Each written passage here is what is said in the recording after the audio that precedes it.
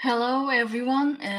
I had to I had to create a new link for this live stream, and I'm just gonna spend some time sharing this.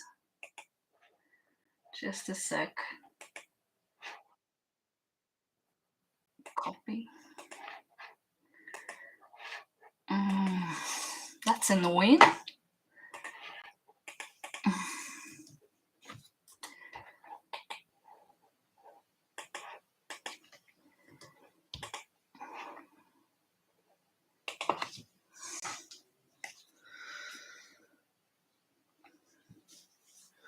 Just bear with me, guys.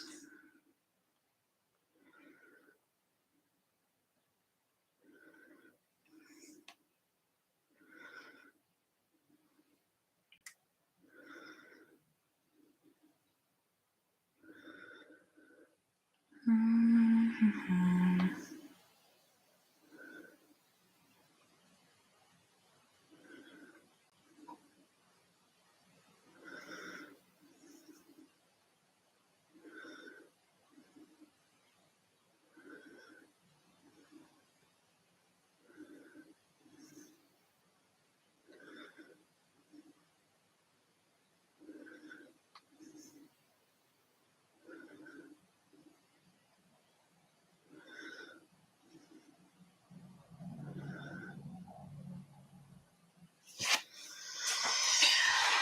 Oh,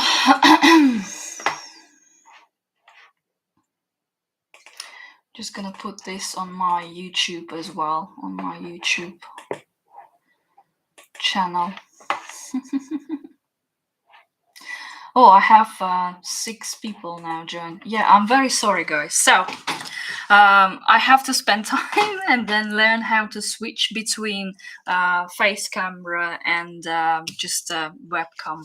So, on today's tutorial, we're gonna learn about how to paint a moth and how I paint it, and I will share some of the basic techniques how you can do it, and also will share some of my work and my experience on how I was painting this new how I used to paint moth and how I started and everything. So before we begin, I hope you have your reference pictures with you. I have my on iPad, and I'm just gonna show you how I approach um, painting moths when I start.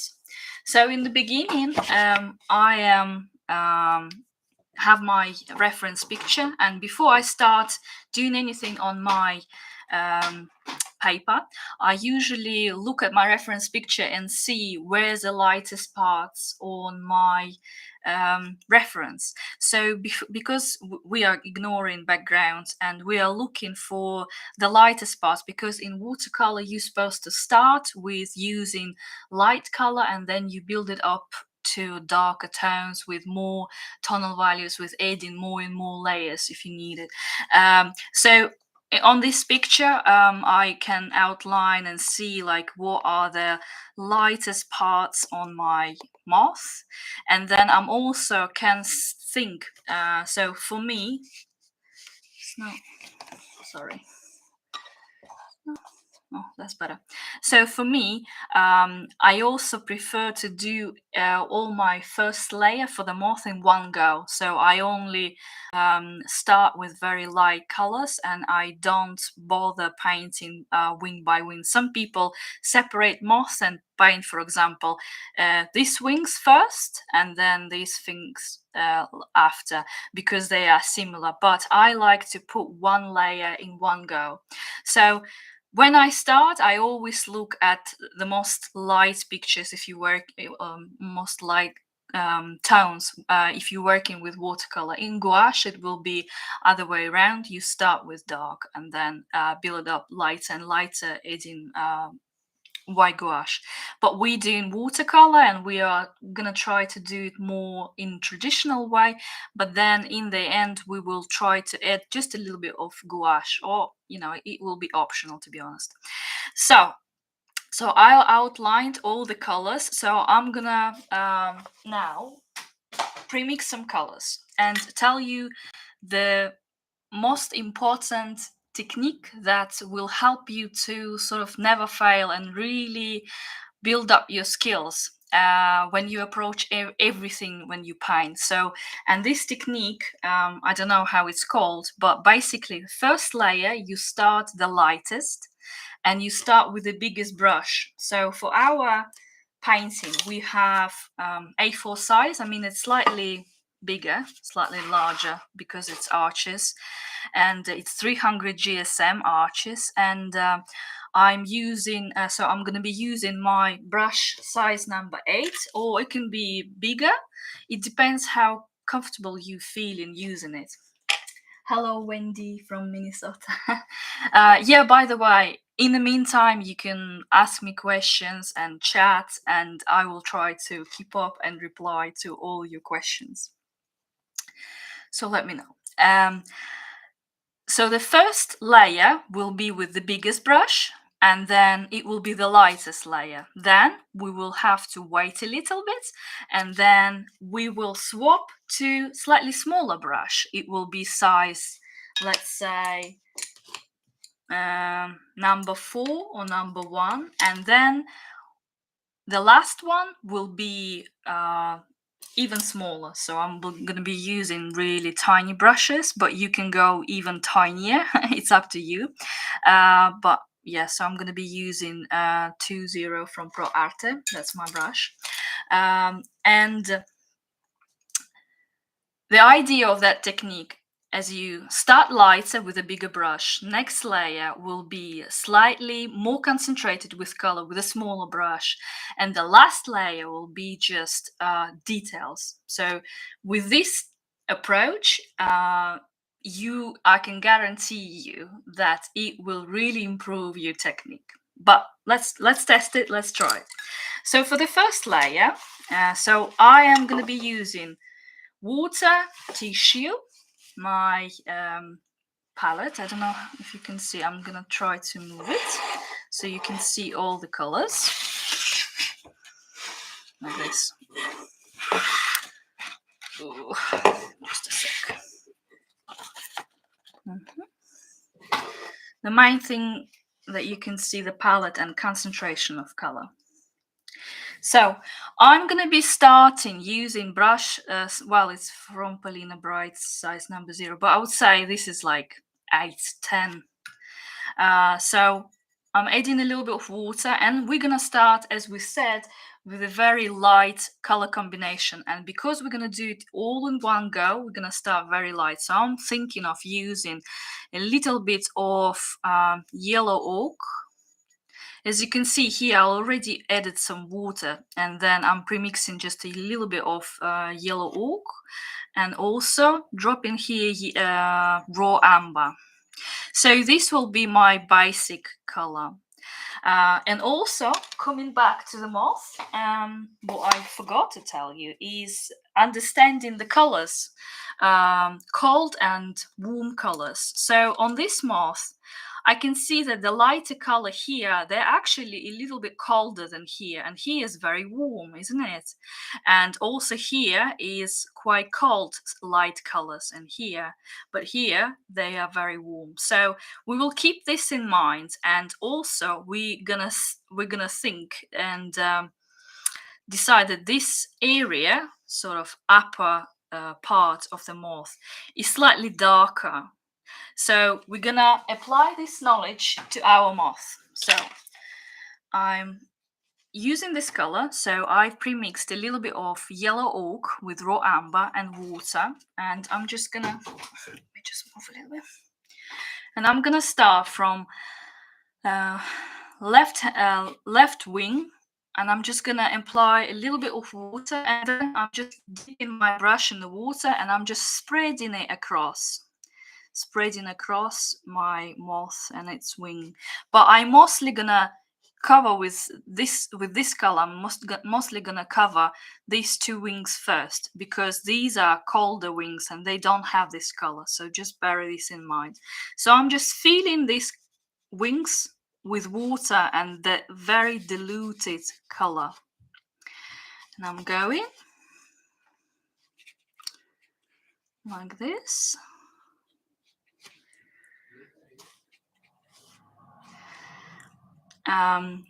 what we're doing, we are adding little bits of color, and also we're mapping. So we're creating a map of colors where they're going to be situated on our painting. And also we are soaking our watercolor paper, so it's getting ready for work, because we will need it to be quite moist. And then I'm coming to the other wing, and I'm just applying this color very freely.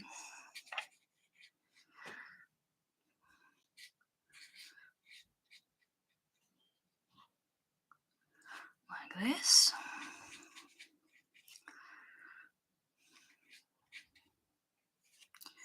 Have you ever seen a blue underwing in real life? Let me know. I have, and I absolutely love this moth. Unfortunately, I didn't see it in the UK, not yet. But I definitely seen its caterpillar.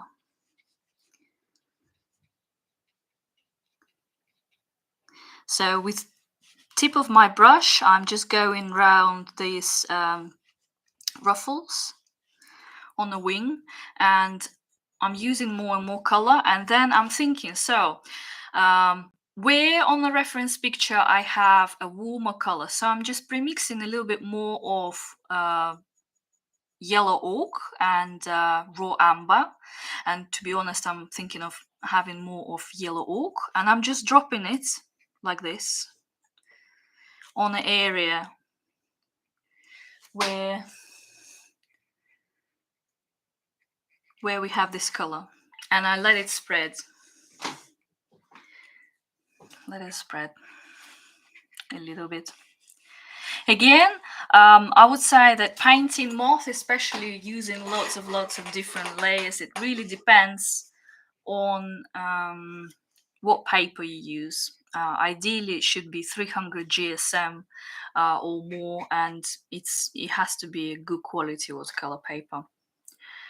So, and as I'm going down, I'm thinking, so what are the colors that I've got on my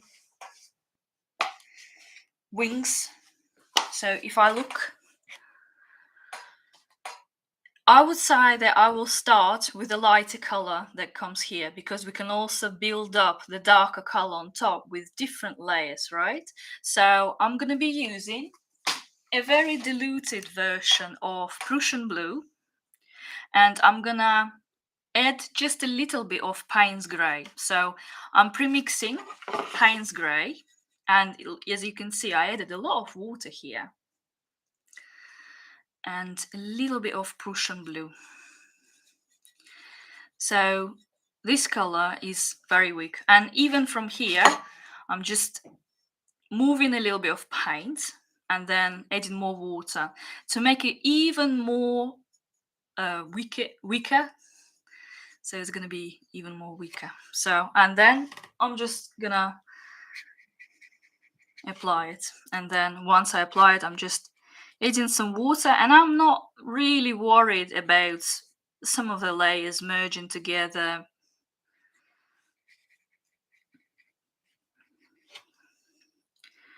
Then some water. So where we have to apply it most, it's the area where wings have blue color, but light blue. So we just making sure,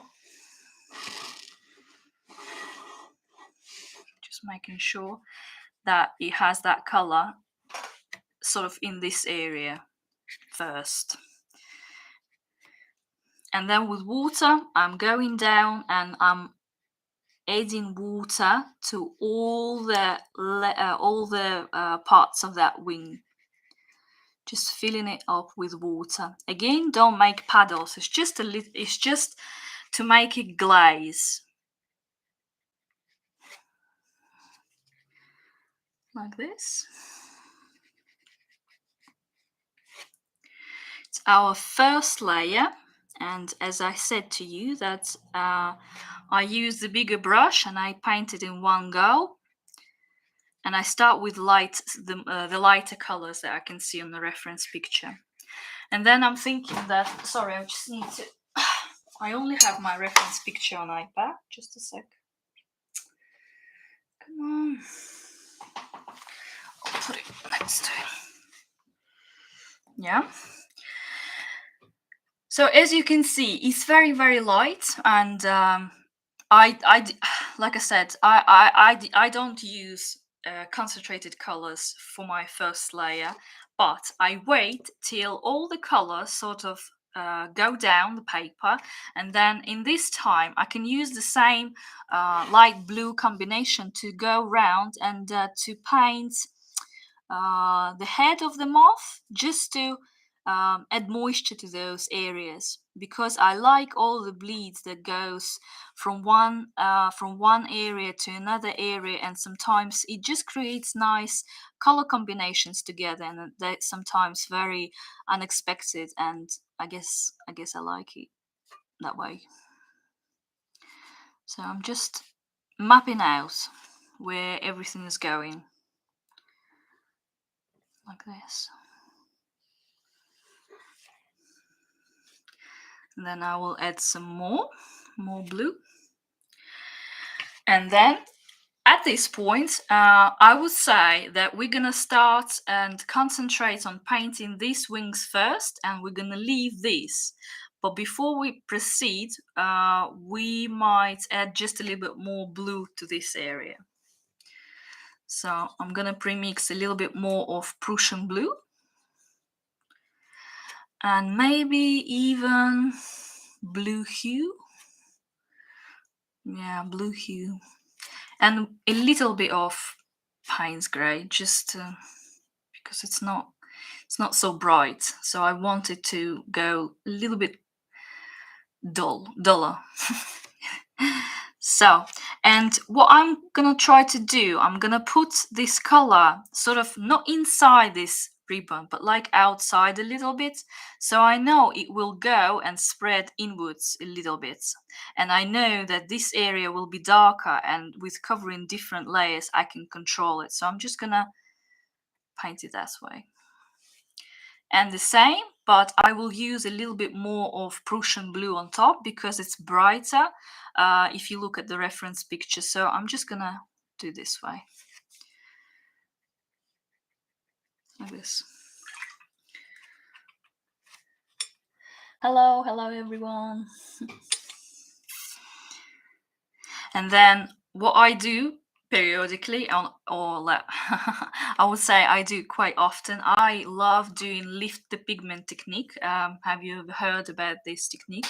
It's basically waiting till your paper go damp, and then with wet but clean brush you are removing excess pigment, so you removing excess paint out of the paper, and it leaves like a lighter line. The darker paints you use, the more it's seen. So, but I like to control my paints that way. So as you can see here, it went too far. So I wash my brush, dry it against the tissue, and then I'm just removing this paint because I don't want it to go too far. And the same with left wing as well, like this. Yeah. So at this time, I'm thinking that it's a good time where our wings are going slightly damp to add some more details to sort of map up what other colors we can see. So I'm just going to move my palette this way so you can see all the all the colors that I'm going to be mixing. So when I look at my reference pictures, what colors do I see on upper wings of the moth? So I'm seeing black, I'm seeing gray, I'm seeing brown, I'm seeing like raw amber, burnt sienna, burnt amber, lamp black, Payne's grey.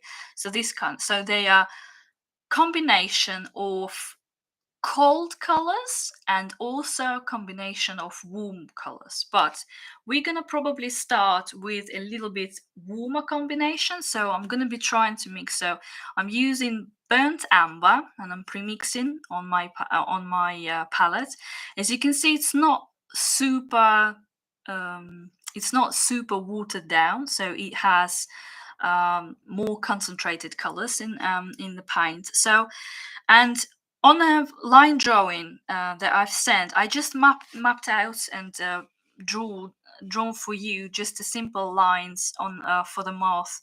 Again, for this painting, we won't go 100% realistic. I'm just gonna show you how roughly approach, because this pattern is quite complicated to do it in this couple of hours to create a very scientifically accurate painting. So we are going for semi-realism. So it's kind of creating a picture where you can see that this is a blue underwing moth and it has some features on its wings.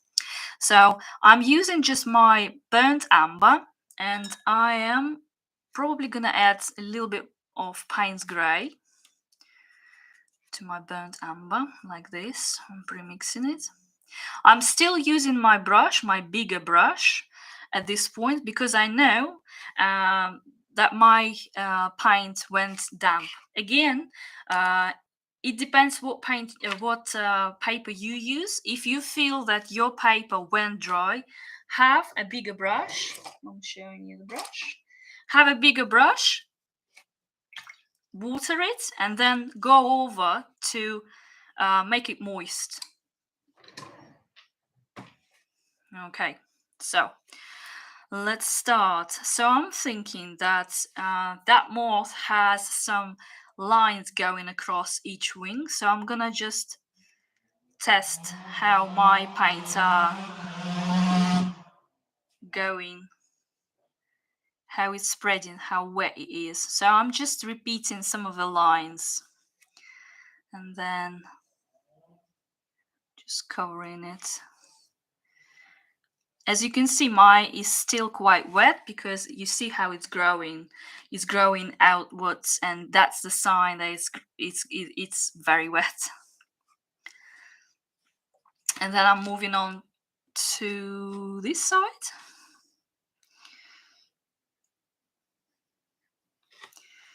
And then adding a little bit here. A little bit here. And then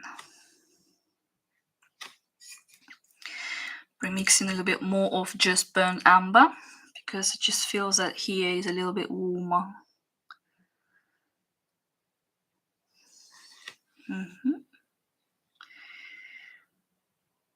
And then this line. I'm just using tip of my brush. As you can see, it's growing really, really big, but don't worry about that. So, and here, I feel like here is a warm brown color. And we're gonna try to correct it. As you can see that here, I want to add just a little bit more of that brown color, just to make it more symmetrical.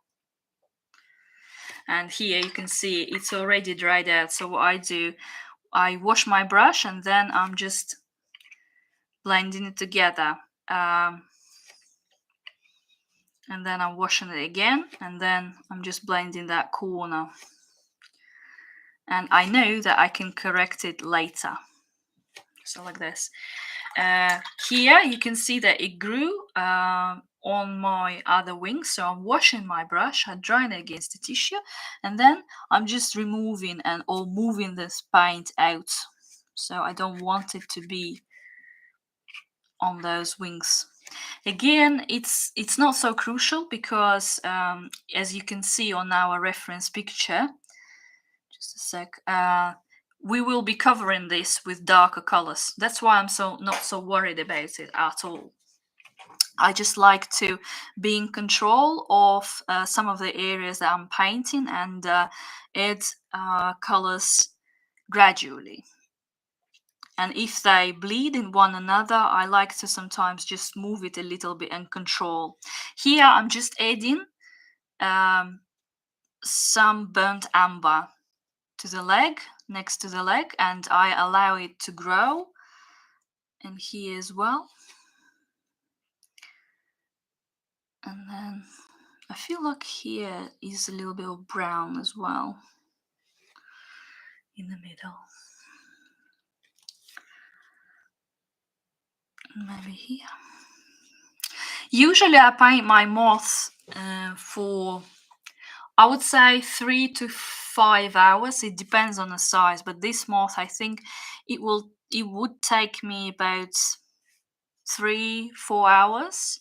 It depends also on the level of details. Once we've done this layer, we're gonna let it dry for a little bit, and I'll show you what I mean by that, and I'll show you my artwork with moths as I prepared them for you to see, and just to show you how it was for me discovering this object. So but for now, I'm using my slightly smaller brush, so I'm going to be using number 4. You can use something smaller. It depends how comfortable you feeling with working with the brush. So I'm just going to use just Payne's Grey. I am watering it down because I want to add colder black to this area, to the head, while it's still wet. So I'm just adding watered down Payne's Grey to the head, and I'm leaving the area in the middle untouched, and then I wash in my brush, drying against the tissue, and I'm just actually you can swap to the bigger brush, and then it's wet, so you're just removing the middle part, and it creates a highlight as well, and it creates nice darker borders like this. Yeah. Am I talking too quickly? Let me know if I am too quick. I'll slow down.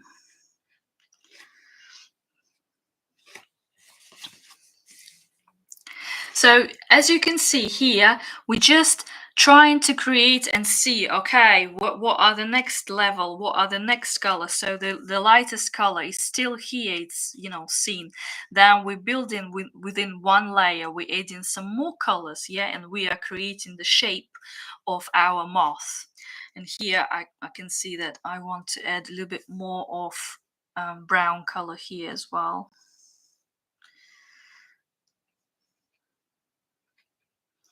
How's your paper? Is it drying out too quick? No, I feel like under this lamp it's drying too quick for me, but it's fine.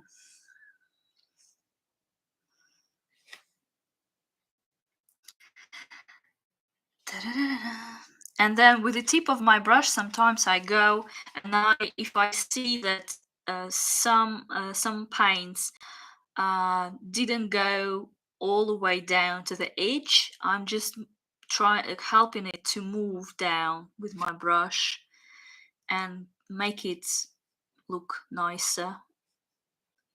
So all the paint went all the way down to the edge. The same as here.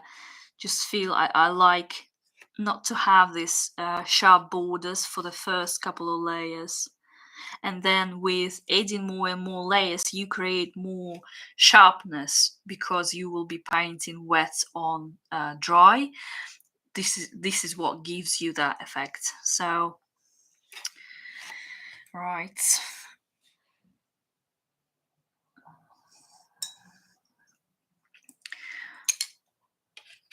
At this point, we can actually finish all the antennas and all the legs. So I'm using my brush size number 3, or it can be smaller for you. And I'm going to be using Payne's Grey mixed just with a little bit of burnt umber. And I am gonna create a darker line underneath the antenna. Yeah, practice first. If you have a piece of paper, if you have a piece of paper, how I making sure that I won't create smudges or I won't have accidental water drops on objects where you cannot make this mistake. For example, painting antennas. It's all about understanding how much water control you have and how much water your brush holds, how hard you press on it. So to make sure how it's working together, it's better to test. So sometimes you just need to test and see how it's working. And even consistency, so how concentrated color is in your brush, it can be monitored by doing just simple exercise where you want to create a consistency and softness, and so all the brush strokes you do, you just need to use a piece of paper just to practice it. So for example, if I start here, I know that here will be more concentrated. As I go along here, you can see it's drying out and the color become weaker and weaker and weaker and weaker and weaker. And sometimes when we have an object that is for example, have a highlight, I'm just showing you example, have a highlight like here. So sometimes when we start here with very dark and then we're doing the brush strokes and it's like wearing out the paint, going towards the highlight, and then we're like, oh, I ran out of color, and you like start here. You can see that if you started at this point, you already added too much water and too much paint. So the best is start from the darker sides. So if you need to get more paint, you just use a little bit more of color and start in a darker side. That way you know that you're not gonna spoil your painting. So just a little bit an explanation. So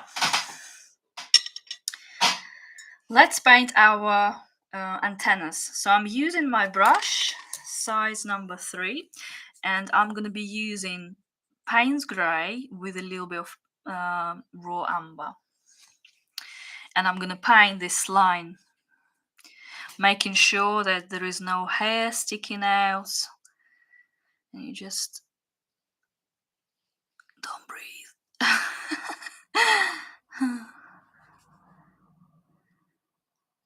Like this.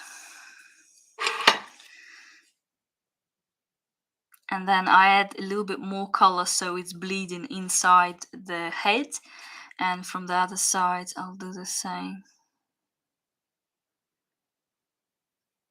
like this.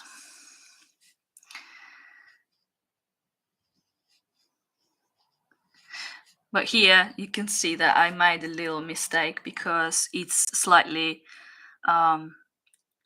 bigger than here, but I can fix it later.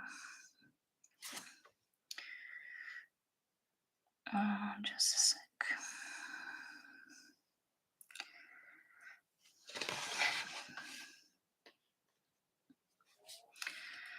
And then I'm gonna be adding just a little bit more of Payne's Grey to the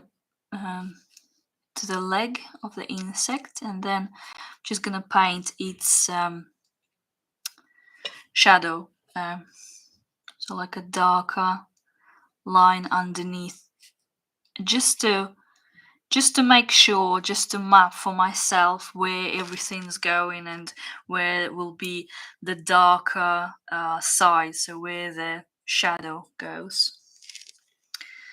And then yes will be here.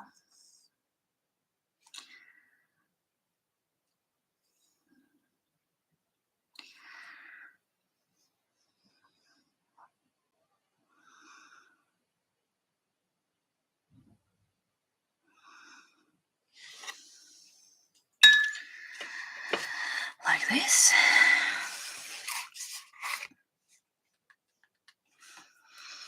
At this point, I understand that this is not too wet and this is not 100% dry, but it's a good time to add the blue color, more concentrated blue color. So for that reason I will be using more of Payne's gray, but again I'm going to be premixing it on my color palette. And I'm also thinking of a little bit adding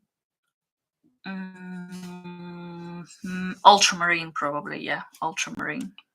Sorry, I know that I've texted probably Prussian Blue, but I think it's more of ultramarine and Prussian Blue. Yeah, well, they both work together here. But you can use, yeah, ultramarine mixed with a little bit of Payne's of Prussian Blue. So ultramarine plus Prussian Blue. So I'm using my brush, and here I'm again swapped to a bigger brush. And what I'm gonna do, I'm gonna paint now the color that goes inside inside those blue ribbons that goes on the wing. And I'm gonna start at the bottom of that element, placing my brush strokes that way. And then I'm scooping a little bit more of paint, and I'm moving this side to the left. And then I feel like there is a lighter part here, so I'm just washing my brush, getting some water here, and I am using it on my brush to proceed to the left side, like this. And then here I'm gonna start on top as well, and I'm using less concentrated color, so I'm using mostly like ultramarine, so it's more ultramarine than Prussian Blue. And I'm gonna start on top as well, so it's quite watered down here, it's not very concentrated. And then with a clean brush I'm just gonna move it together. And here you can apply just your wet brush to blend it together, and you just moving brush upwards, so up, up, up, up. And then you can use a bit more color to just add more color in the corners or to the edges, like this. And the same is here.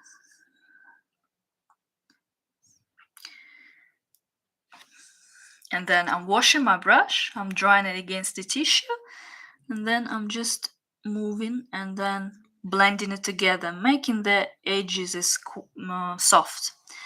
And then just with my brush, so I'm trying to dry it, and then I'm moving the paint, and also I'm creating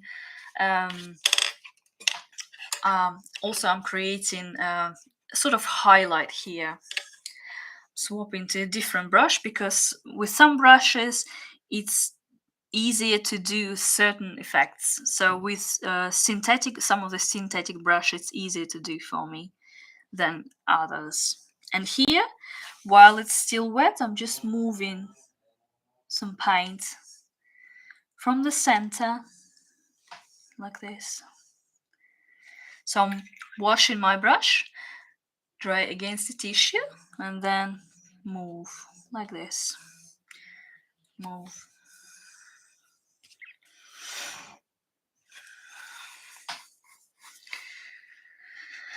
Yeah. Okay. And also here, because, well, I don't know how about yours, but here on mine it became very dry. So I'm thinking, no, I'll better leave it for a little bit. So would you like to see some of my artworks of how I started painting moths whilst this gonna dry out a little bit? It's gonna be, I don't know, maybe another 10 minutes, if that's okay. So I'm gonna show you how I started, and I started probably painting moths 5 years ago, and I did have art school and lots of different courses, but then as you not practice something, you tend to forget things.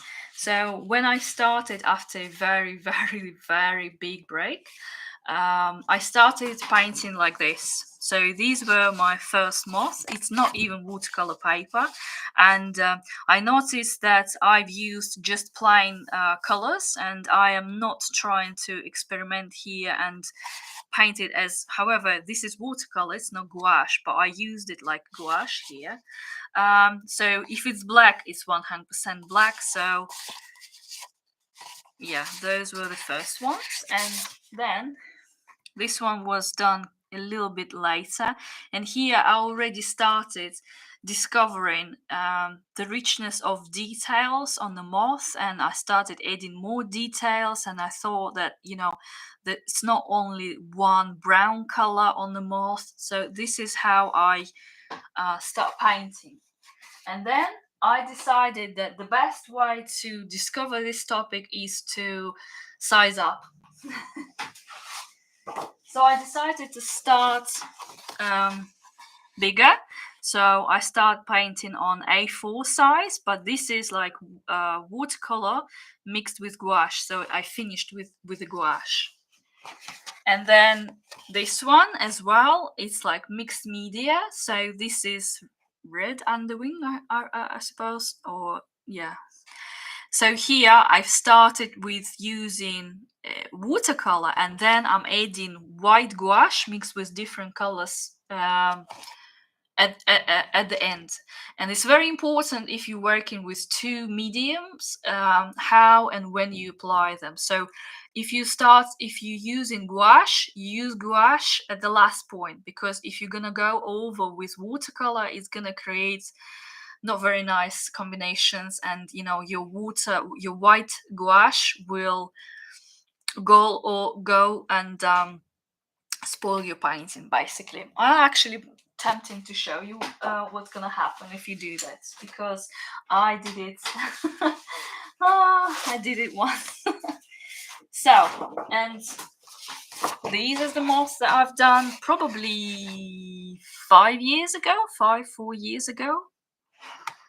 And again, I used white gouache to finish, and as you can see, there's like tiny spots.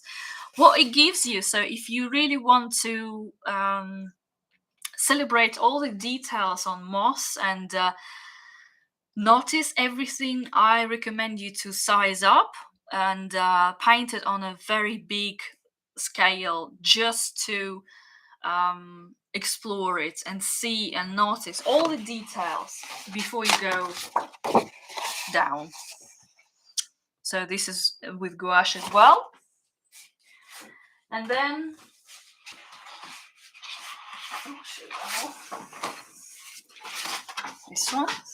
this one was done 3 years ago. Again, I used to finish gouache mixed with Payne's grey, so I mix white gouache with any watercolor, depending on the effect that I'm going for. Yeah. As you can see, I'm trying to explore all the details, but again, it's not 100% realistic. And this one. I love the colors on this one. Oh.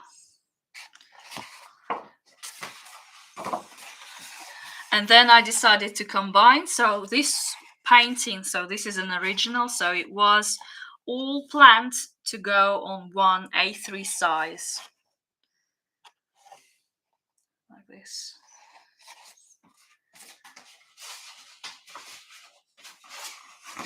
And then I had a period of time where I used to just experiment and add botanicals with my moths.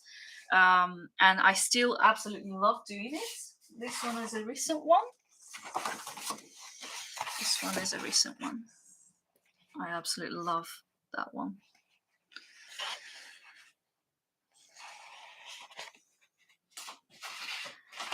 And after some time, I decided that it's time to go down with size. So I decided to use smaller paper, but to spend some more time on details and trying to how would you say it? Trying to remove a lot of details, but still you can still see that it's a moth and what type of moth. If you know what type of moth, do you know what type of moth this is? uh, any guesses? So I tried to remove some of details, and I thought that it's probably too big for me to paint on A3 size.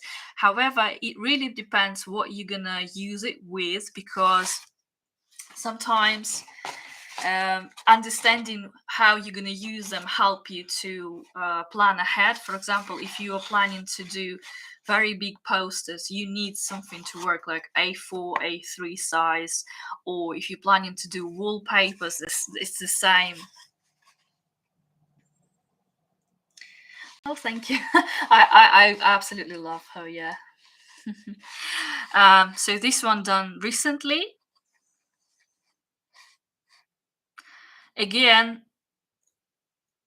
I didn't go here very realistic. So I haven't painted this in a very realistic manner, and I haven't even used all the colors, and I haven't even painted, as you can see, all the lines and made it really scientifically accurate.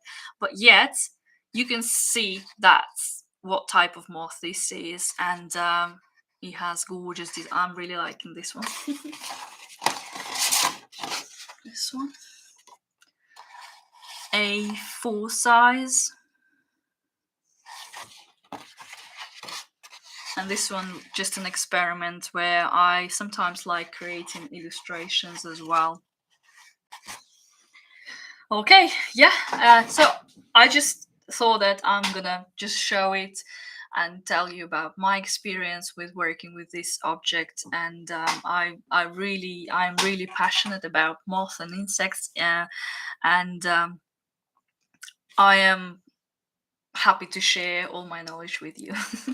So let's see how our moth's doing. Yes, I do every time. I'm just poking the moth and checking if it's 100% dry. In a real life scenario where it was only me trying to paint that, I would leave this first layer to dry out probably for another couple of hours to properly, so it will be like 100% dry. But because we only have another hour or so, we're gonna start layering new layers basically. So let me open my reference picture right now. If you have any questions, just ask me in the meantime while I'm preparing. Mhm.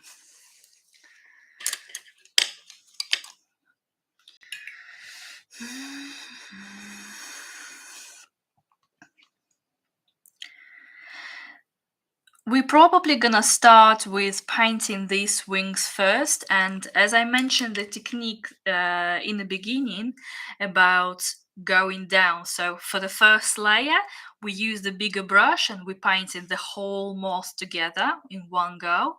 And then for the second layer, we go in slightly smaller with the size of our brush, and concentration of our paint will be growing, so it will be more concentrated, so less water and more color. So for this layer, I'm going to be using brush size number 4. And I'm looking at my reference picture and I feel like I want to add more details, but again, it might a little bit bleed. I don't know how is with your paint, but I can see that my watercolor is still a little bit damp, but it's okay. So I'm swapping to my bigger brush just to paint, just to grab some more color.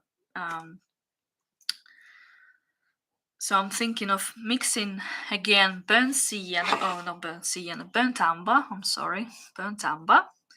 And remember, if you are mixing your colors and getting some more colors, especially if you're using pans, use a bigger brush. If you're going to be using smaller brush, you will end up damaging it if it's a small brush. Done it before, and I don't recommend you. Okay. So I am adding Payne's Grey to my mixture. More like a Payne Grey, to be honest. Yeah. So Payne's Grey and burnt umber. And I'm using now my brush size number 4. And I'm just gonna go over those areas where I already had those lines. Oh, it's quite dry. So I'm gonna be placing my brush stroke. Let me just find a piece of paper.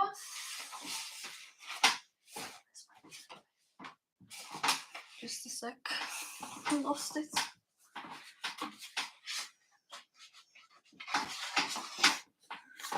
I'm gonna show you. So we're gonna be, so imagine if this is the wing, and we're gonna make the lines that goes like this, but with the brush strokes. So what we're gonna do, we're gonna like imagine that there is a line that like has a wave, and we're gonna be placing on this wave our brush strokes. But it's better not to paint it. I would say that you just keep in mind, and then you build up small. So start applying very light just to map out where everything goes, and then you can add some more color once you know that you're happy with the shape.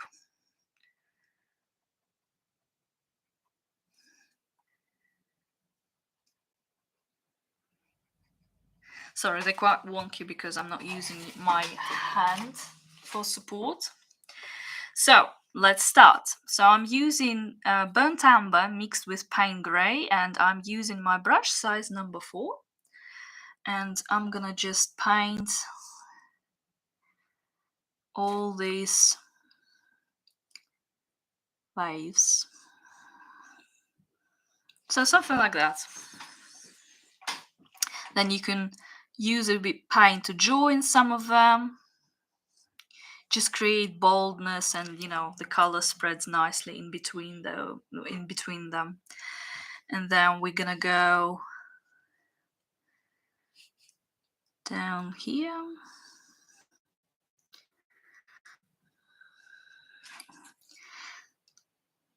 And then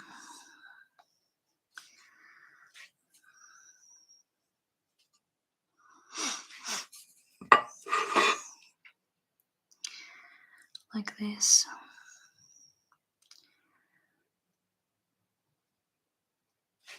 So I'm placing brush strokes, and it has like a little wave. Again, it doesn't have to be perfect, not at all. And I'm not even copying it 100% how it, on our reference picture.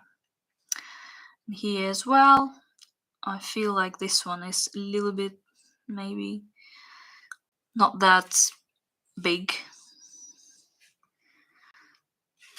And I'm going to use just more diluted color here.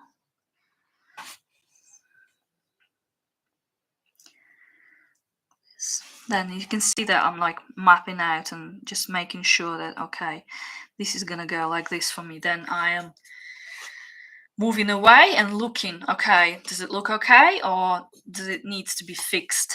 And no, it seems okay. So I'm adding more brush strokes over them, like this. And then I'm merging some of them, just some of them.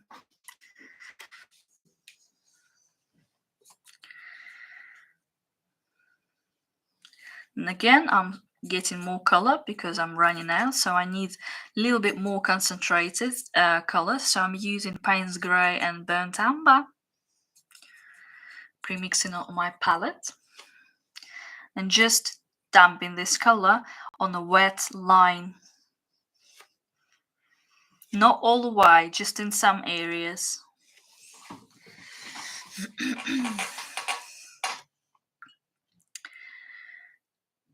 And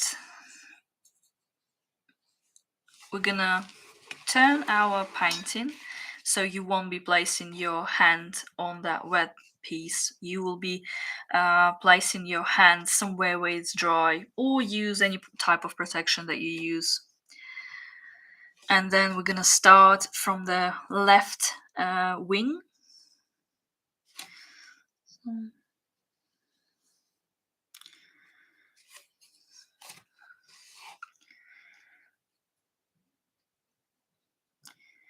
Like this. You can see how I do it.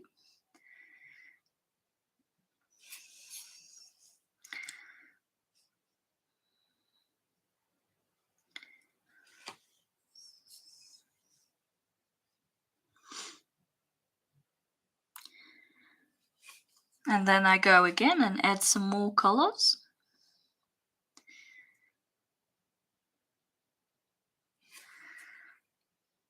And then I merge some of them.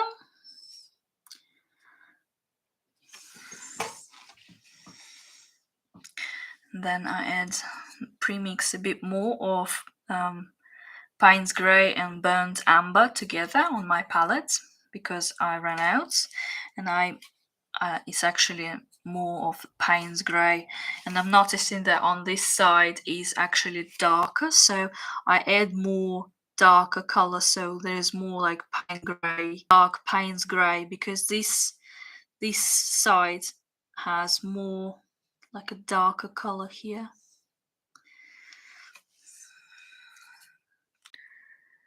Dark. And then, because here is a little bit lighter, I want to use less concentrated color, so I am just making sure that I have a little bit of burnt amber, and it's quite watered down, and I'm again still using my brush size number 4 just to paint for me where everything's gonna go, like with this light brush strokes that goes all the way like this. So I made it for myself, and then I'm using the same weak color combination to just again make a map on the moth where next line gonna go.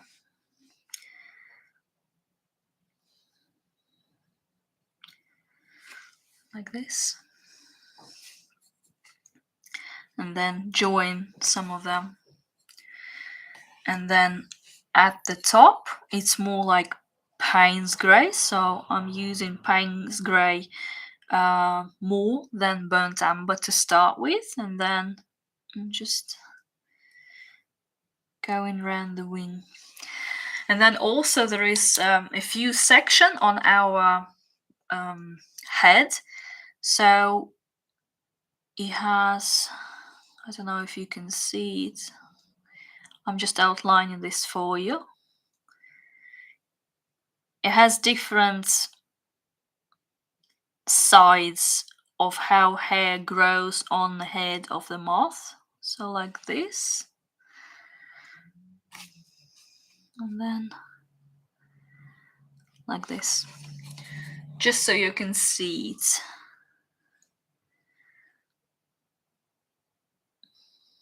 And then middle section. It's actually very practical when you are already done something and covered some area with your first layer and you can't see. You can use very, very watered down, weak combination of colors to map out and paint areas to outline and you know, so you are kind of drawing on painting, so you know where everything's situated on your painting. So I'm just using my weak color combination to paint those areas. It's actually like this.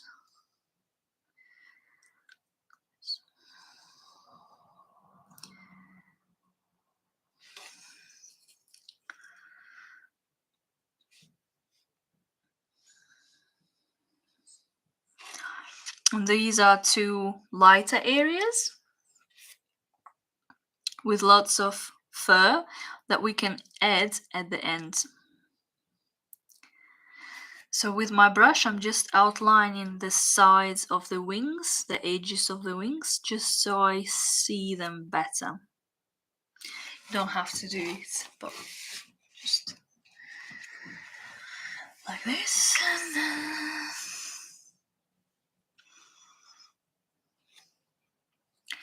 And then I'm just gonna repeat some of the waves on this side.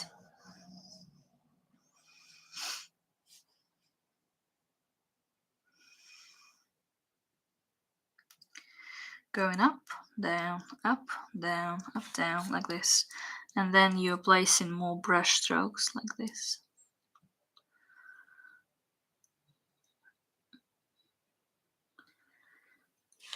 And then you're merging some of them. Merging just with color and water.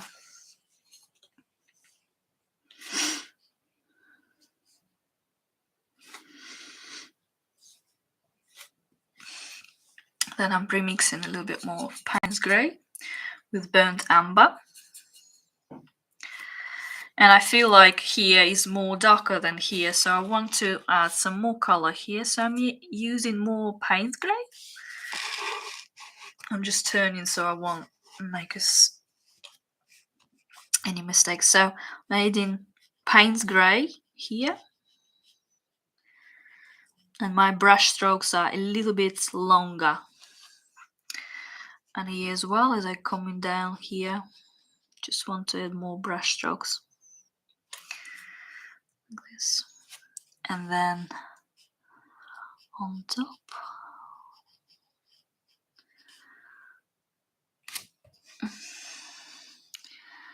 And here.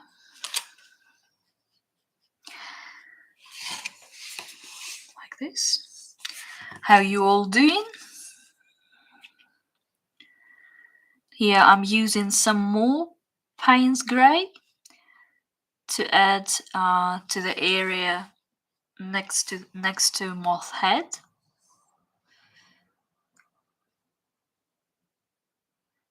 Like this.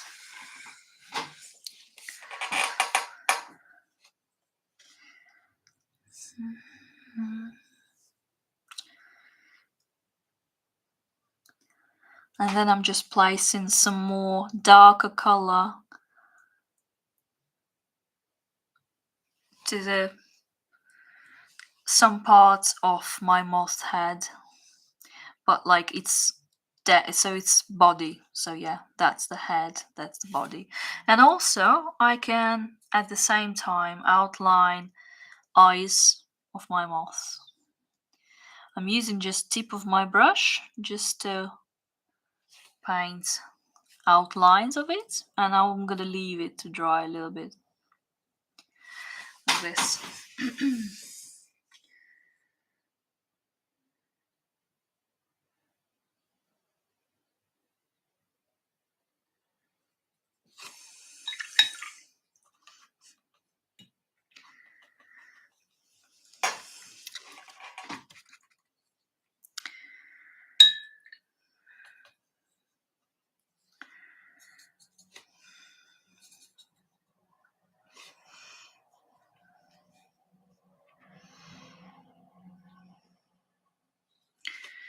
So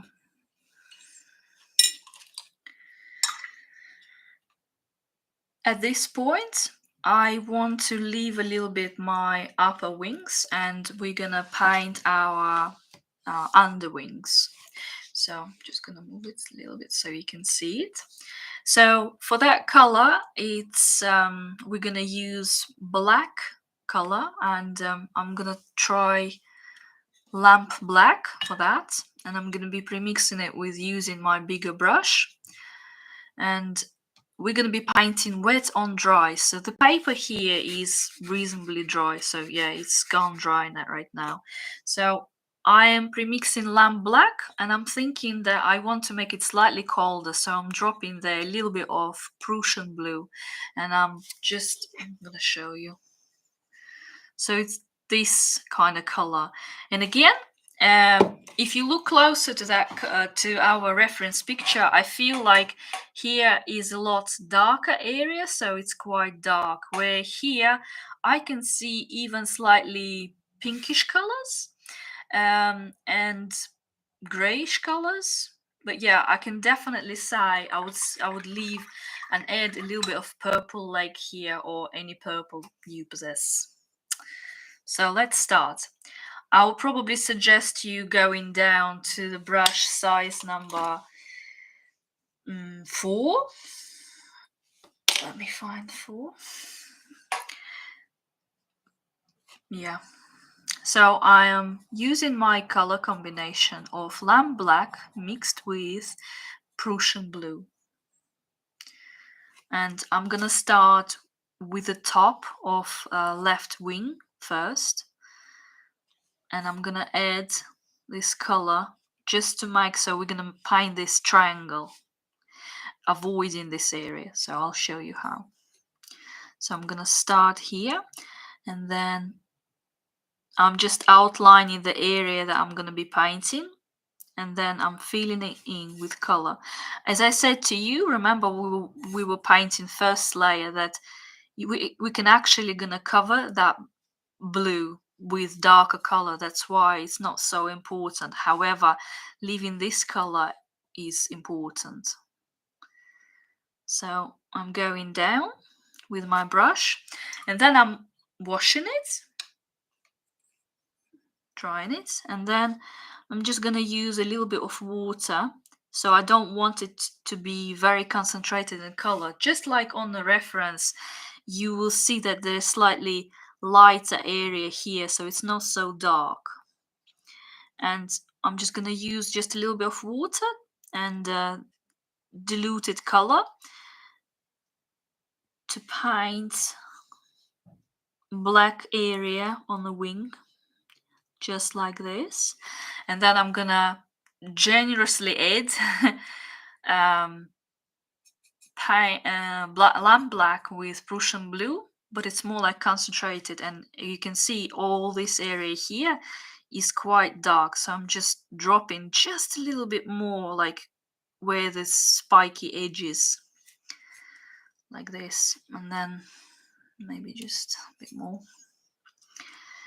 more here. And then exactly the same for this wing.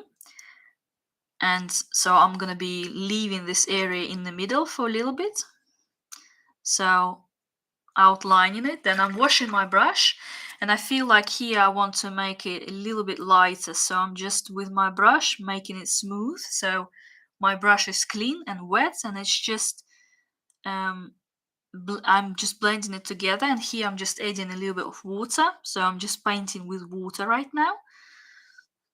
And then I'm pulling color down and to the right, like this.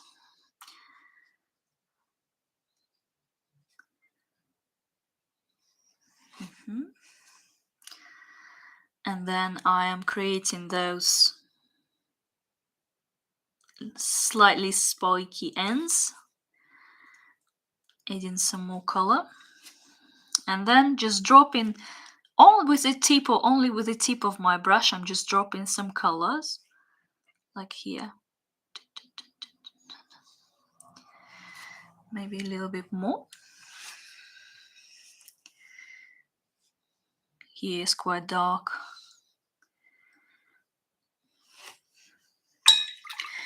And at the same time, I feel there is slight purple. I can't get rid of that feeling. I just see a little bit of purple here, so I'm just gonna drop just a little bit. Just it will create a slight undertone. And then with washed brush, you can go slightly up. You're just gonna move it and blend it together. And here's the same.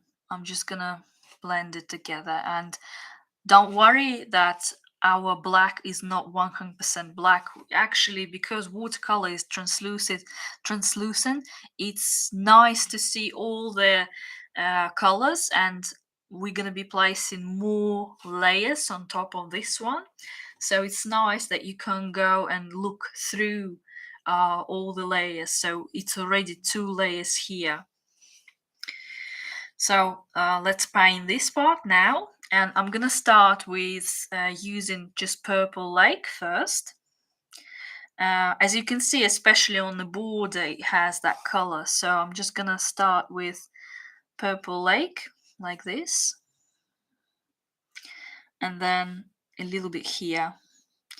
And as you go to the left, it's actually a little lighter. So I'm just gonna, with just water, pull this color to the left like this. And then just using water, I'm just moving it like this. And only I'm using water here.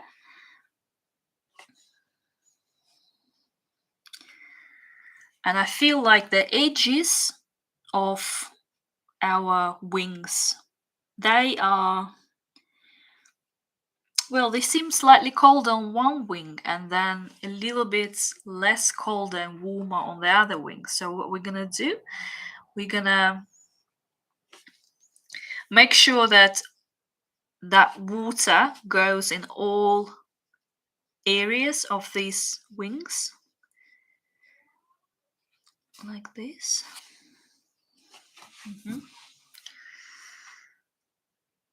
And then we're gonna have a little bit of Payne's grey or lamb black with a little bit of Prussian blue, whichever you have. And I actually want to maybe a little bit add more of Payne's grey to the top while it's still wet, just to drop more color like this. Just, I feel like I want to make it a little bit more blackish like this. So I'm just dropping with my with the tip of my brush. I'm just applying it like this, tap tap tap. And then I will use a smaller brush, size number 4 here, and I'm gonna use the same color. So it's Prussian blue with lamb black, and I'm gonna use just the tip of my brush just to test how it's gonna grow, how it's gonna go, how the paint gonna go. And I'm gonna distribute it to the area where it belongs. And here I'm gonna go slightly over the blue color just to create those nice edges like this. And then here as well, just using this paper.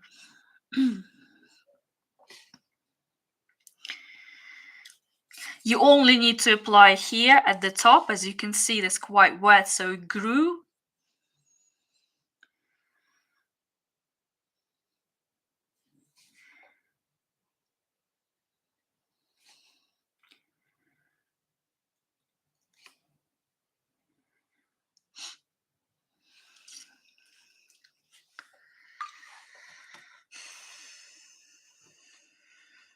And then I see that you see all the legs from the paint, from the bleeding is very, very big.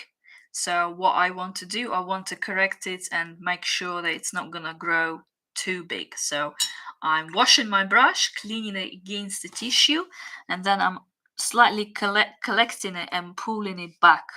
Like go back, go back. Then I'm washing it if I have some paint, and then I'm just pulling the color.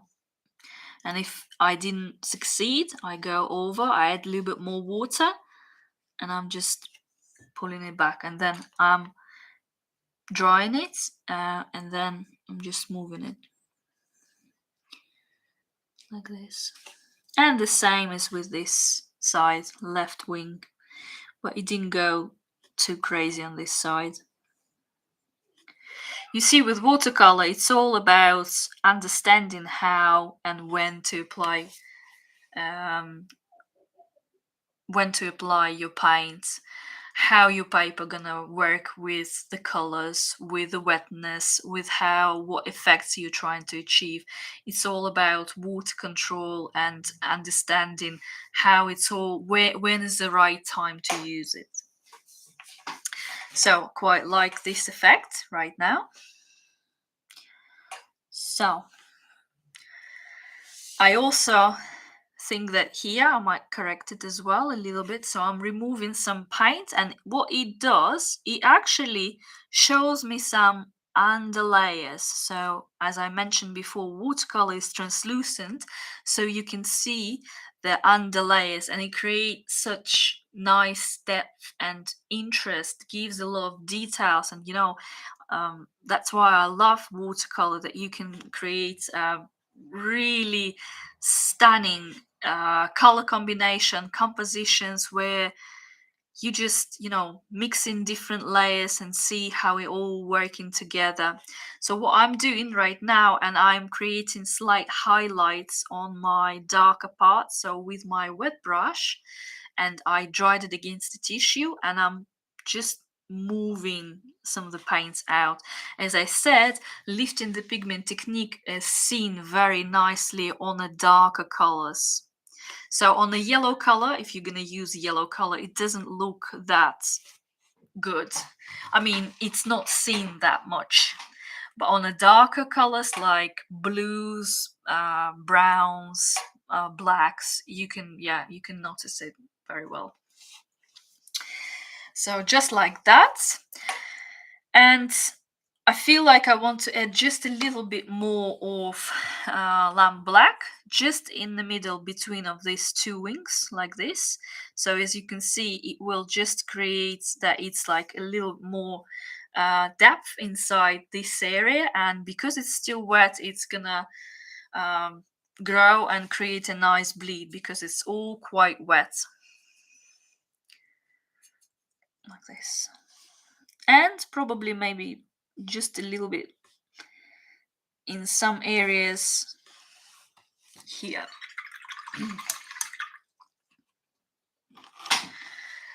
Yeah. Let me just drink some water.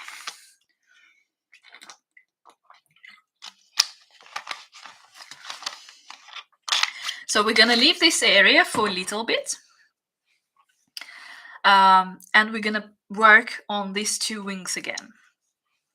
So what I'm noticing when I'm looking at my reference picture, I'm noticing that there are grayish details and also white details, white slight brush strokes and white spots on the wing. So I am thinking what's the best way of doing it. So how I usually paint, so if we have a segment here, and it's quite light, so I would start with adding very light brush strokes to cover it, to replicate wings of the moth that has many like dots. So I'm gonna be using raw amber, so I'm premixing raw amber and also yellow ochre together just to see how it's gonna work. And then as you can see, sorry, that's a bit much, so I'm just scooping a little bit here and then adding some water. And then I'm gonna be using my smallest brush, so I'm using 2-0 from ProArte. Quite like these brushes. To add these details. So that's the third step.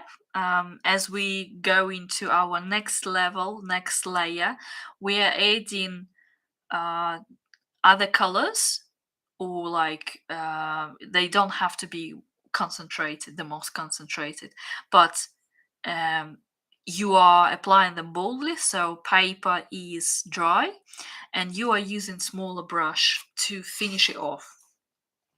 So we're gonna start placing brush strokes in this manner just to add some details to our wings, just like that. Again, like every object, it has different tonal values, it has different light.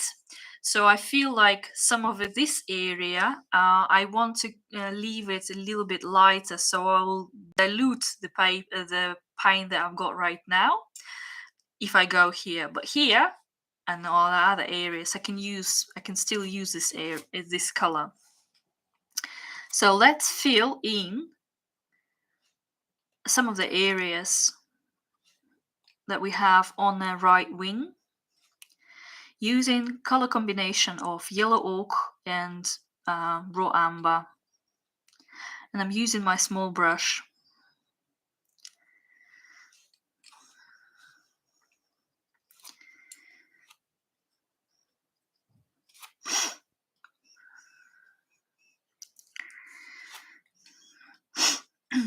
Some people will say that blue underwings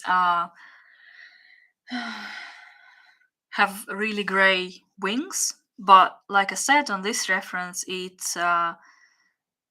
just depends on the area around, on the lights, on the camera that's been used for this picture, by the way.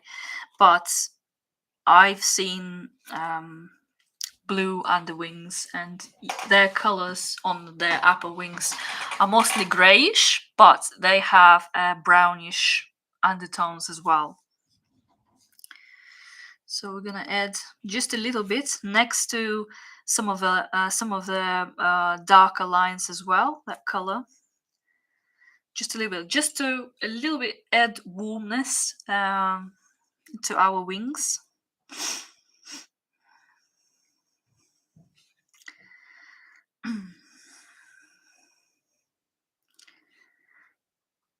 Like this. And then I'll move to another, sorry, I just need to adjust it. And I'm gonna be moving to my left wing. I'm using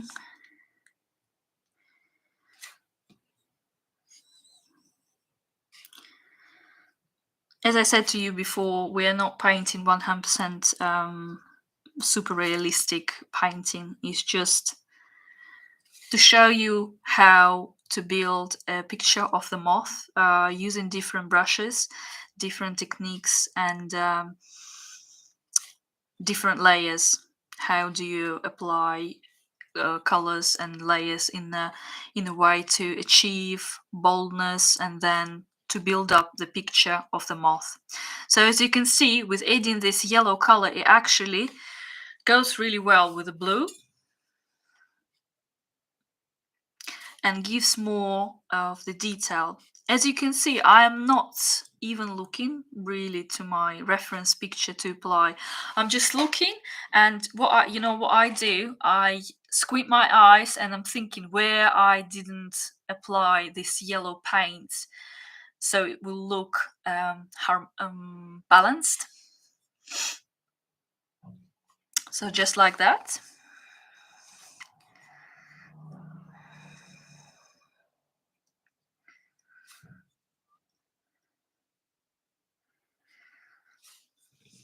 And then I feel that here on some of these areas as well, we have that warm yellow. So I'm using yellow ochre mixed with raw amber for that. Like this.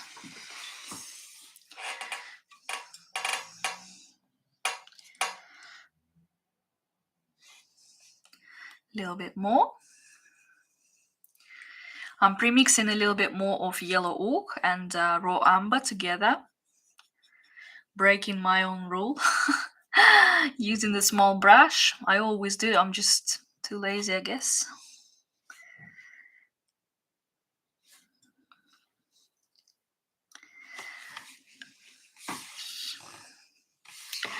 So just like that. I feel that I want to add just a bit more here and here. So I'm just placing them just outside of those dark lines on my moths, just to give some more richness of the color, different tonal values, and use warmer colors on the wings.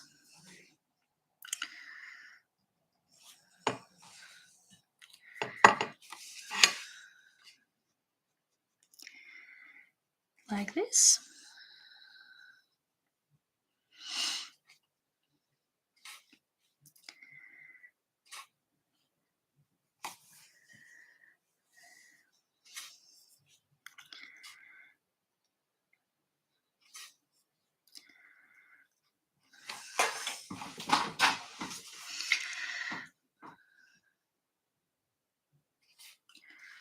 Do I have many moth lovers here? People who obsessed with moths like me. Well, I'm not obsessed, I just adore them. I love them.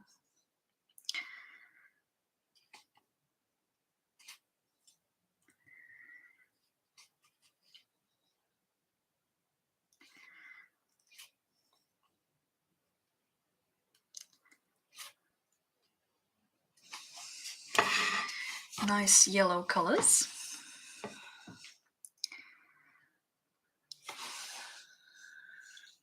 And as I said to you here, I want to make it a little bit colder and lighter. So what I'm gonna do, I'm probably gonna use just a little bit of Prussian Blue.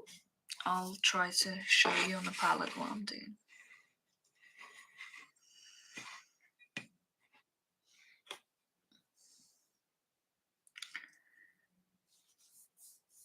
Oh wow, Moa said I work with Swedish red list moth. Wow.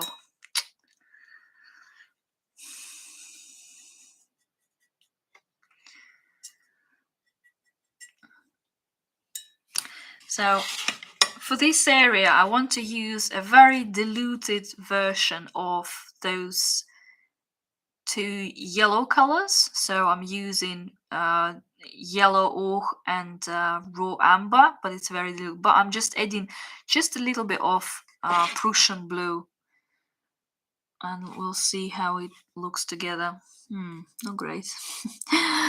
Probably gonna use a very, very diluted color of these two yellow colors. So it's raw amber and yellow ochre, and as you can see, it's just barely noticed, just to give some detail.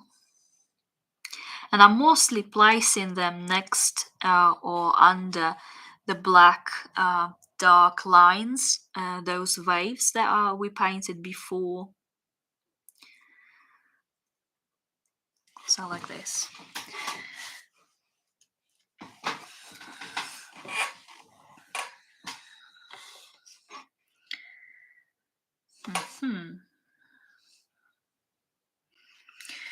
Now I'm gonna premix burnt amber. Just gonna move it a little bit. I'm gonna use burnt amber, bit more so use less water, and I'm using burnt amber mixed with a little bit of purple lake. And I'm gonna be using my brush size 20, so it's a tiny brush, to just outline this part of the wing. As you can see, it has like hair as the final point of the wing, but this is already like that the area, and we're gonna add hair at the end. So I'm just gonna do this, outline it and refine it with a color like this.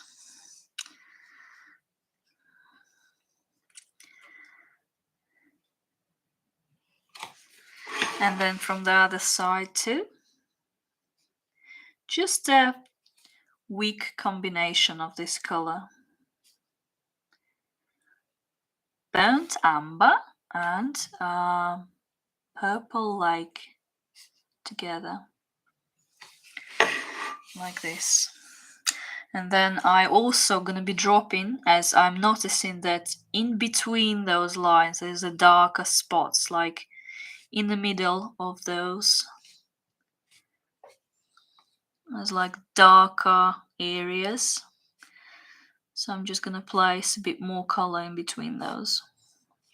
You see, with painting moths and any insects, it's noticing details, it's paying attention to all the details. That's how it's gonna give you so much.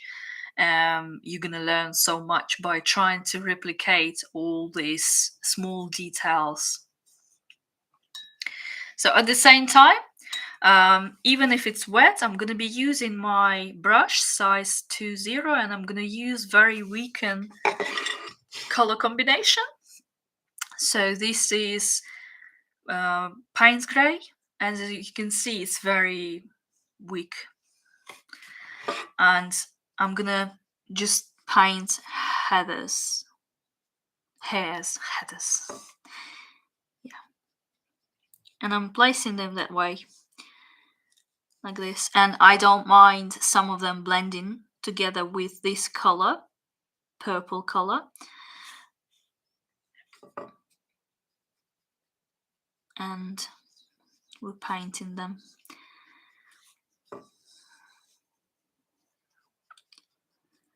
On one wing, on the right wing. And then I'm using the same color combination. I'm moving to the left wing, start from the left side, and then move to the right, like this.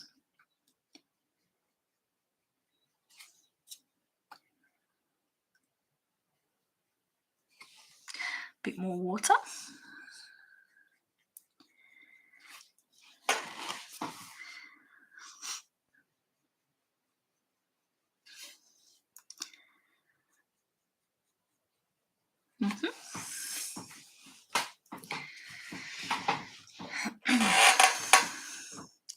And the same we can do for these underwings.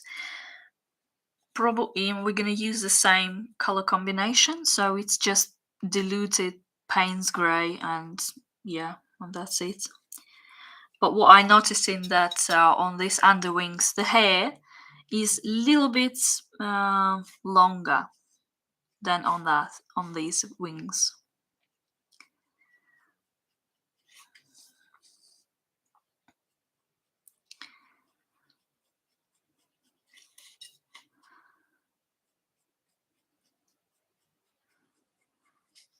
When I paint this hair, I'm looking. So where we have the wave and where this part, so hair goes shorter, so I can't paint them the same length as this. So just keep this in mind. And I'm moving here to paint the right wing.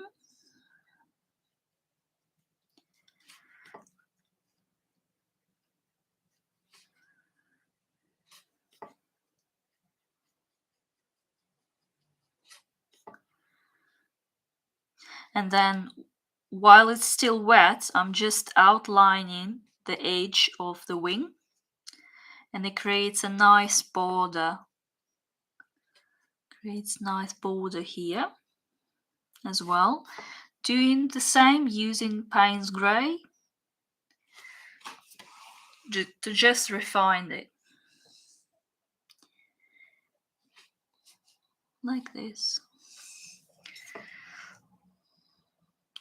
And then what I like to do, while some of the areas of the hair is still wet, I just like to drop a little bit more color, even slightly different color, just to give some more interest. I'm just dropping it that way so they bleed inside the hair.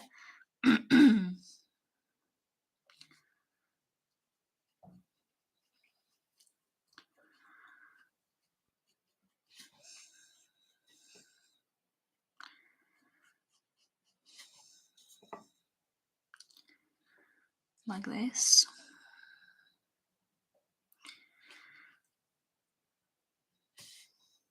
And sometimes if I don't like the color combination here, or I'm not satisfied how it's looking, I sometimes just go over again with some different color or a little bit more concentrated color, just to make sure that I want, you know, to reach different effect where it will be slightly darker, or, you know, using different colors.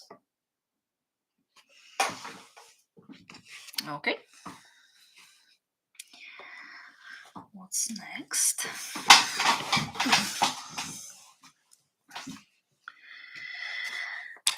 So for this time, we also gonna paint the belly of the moth. So I'm using my brush size number 4, and I'm gonna be using the same color combination. So it's gonna be just Payne's gray, and you can drop just a little bit of Prussian blue in there.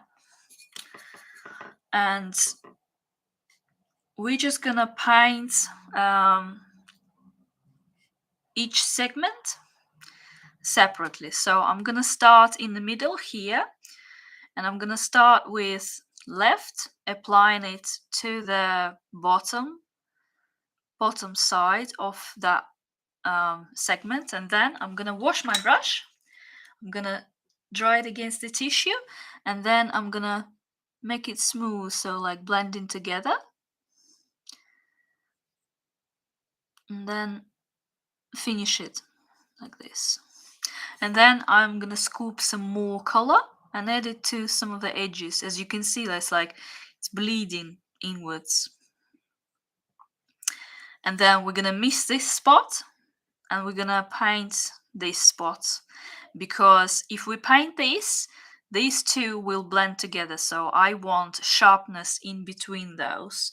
That's why I am moving it.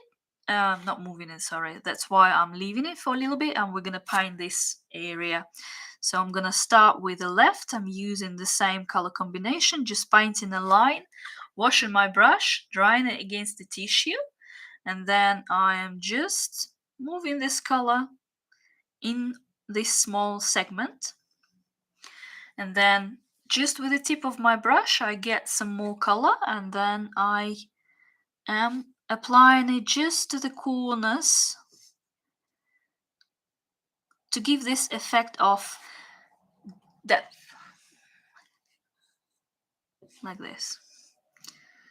So, and then to me, to my liking, this is a bit more so I want a highlight here, so I want to remove a little bit of paint from here. So I use my this is, like, by the way, a worn out brush, but I absolutely love using this for lift the pigment technique. So it's a little bit damp, and I'm just going to remove some of the colors from here. Again, you can see the previous layer, and it creates just such nice colors together. Gives a lot of details as well. So I just move it slightly with the lifting the pigment. My brush collected some of it, and then I moved some of the paint to the right. And here as well, just a little bit, I'm collecting it in the middle. And then I'm gonna be painting probably the top of the head. So we're gonna use brush size number 4, and we're gonna do the same. So we're gonna paint this area just before the head. So I'm outlining the darker parts. And then I'm washing my brush, and then I'm just blending it together just with wet brush, like this, and adding a bit more of black color to the right hand side, like this. And then after that, I am thinking of creating a small. No, I actually what I wanted. Yes, I know what we're gonna do. So, as these wings are on top of underwings, we need to create a little bit of shade. So what I'm going to be doing, I'm just going to be using a little bit of water to wet this area, like this, and like this.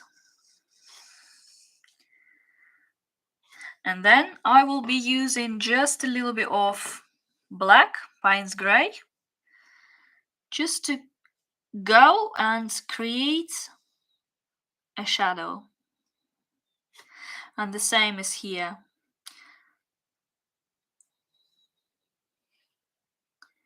What I'm gonna say here, probably I shouldn't have done it. So I'm removing a little bit more of paint from that area because it went too dark for me. So I'm just removing it from here.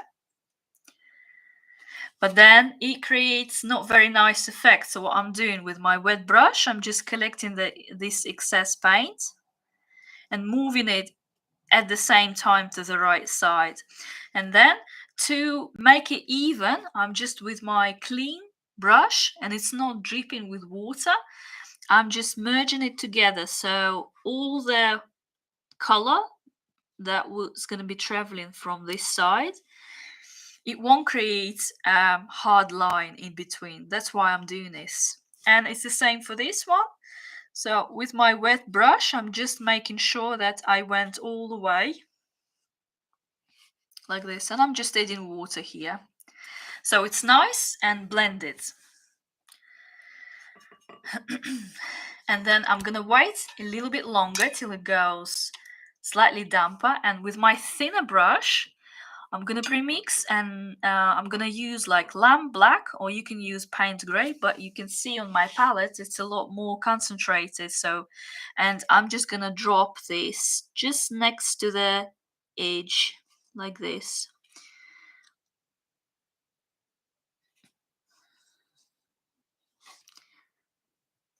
Like this.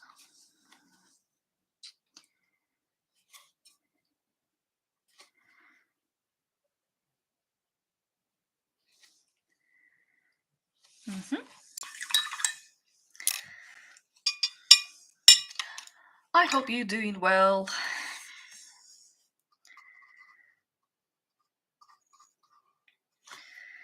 Like this. So what it gave us, it created the illusion, not illusion, but it created a feeling that these wings are on top and these are underneath. So we're gonna leave this for a little bit, and we're gonna add more details to the wings. And at this stage, as I'm looking at my picture, I'll probably say that I would spend another probably hour or so painting the small dots, and this is what we're gonna do. But I'm just gonna show you what I do when it comes drawing like the smallest details. Oh, I need a tissue. Sorry. I'm just grabbing a bit more tissue like this because mine went quite wet. It's no good, no use. So for this moth, I would say that I will be adding this color combination. So this is Prussian Blue mixed with black, but it also will gonna try to balance our wings. And there are, if you squint your eyes, there are areas where the dots on moth wings are colder, so we're just gonna try this color to put dots in some areas on the wing. So I'm starting with the right side, with the right wing, and I'm using my brush size number 1, or it could be smaller, and I'm just gonna use a watered down combination. So it's, you can see it's watered down because these areas are quite light, yeah, and I want to use just a little bit of color, just, you don't even more.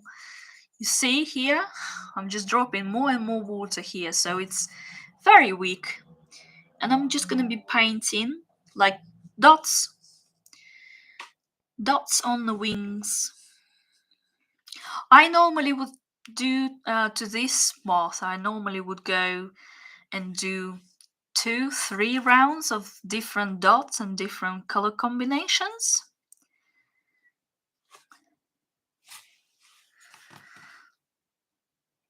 So just like that.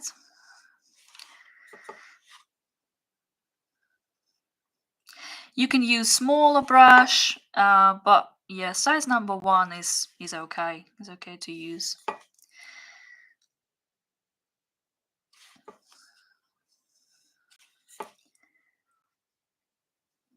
You can use slightly darker and more concentrated color combination as you go over dark areas, because the main aim is to see those spots on top.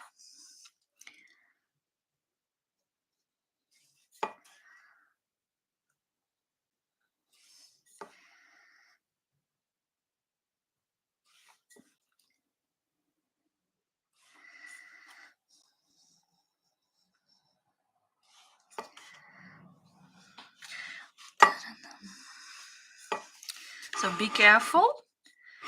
Sometimes I just move my painting, so I know that I'm not going to place my hand on the painting, so I move it the way so my hand is away, and I can use table as a support to really control my brush strokes.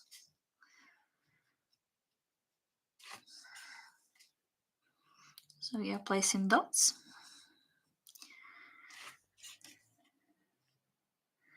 As you can see, it already gives us a lot of details, and it's creating different tonal values.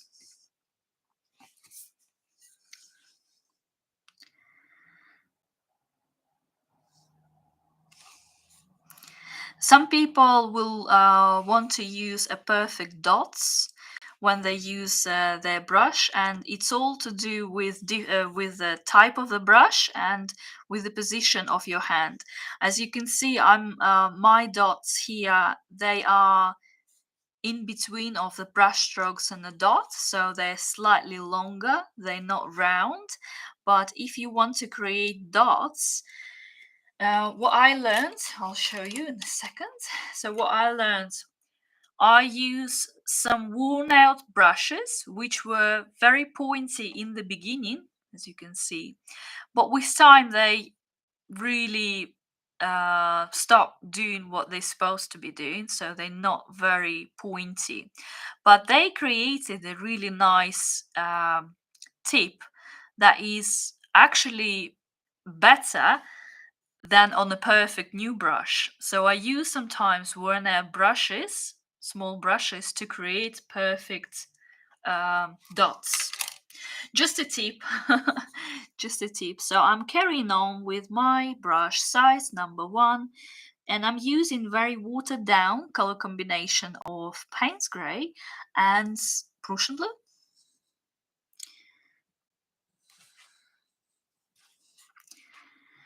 I also like to create to paint my dots in sort of groups, and then sometimes I go over and make them more darker than others, or make them interesting, and for example make like a group of them and then add different colors to them, or make a swirl with them. So I really like playing with small details when it comes to that, like that. So I'm just gonna turn my painting the way so it will be comfortable for me to work. And I'm moving to my left wing, and I'm going to be painting the same. So I'm starting with a darker side, with the darker colors here. And as I know that I'm wearing out of the color, I can move here and work on the lighter areas. But if I'm getting more color, I'm making sure that I'm starting on the darker sides, so I know that I won't spoil it. Like this.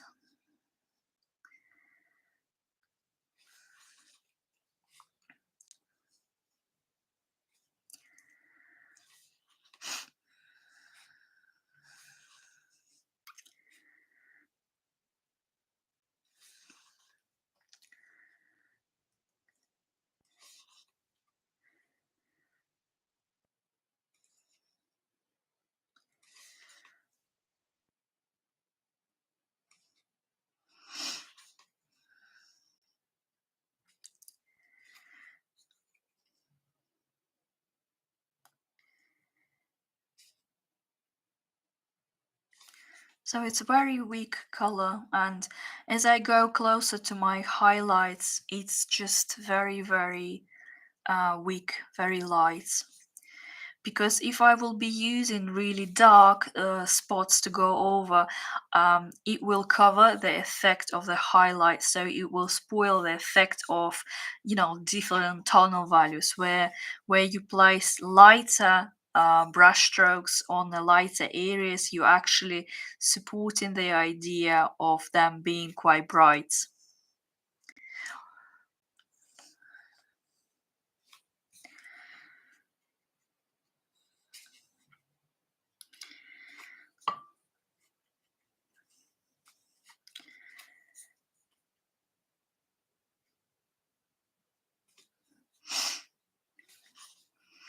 Sometimes I'm just work with both wings together and just go from one wing to another, because I'm painting the same element. I'm painting those grayish dots.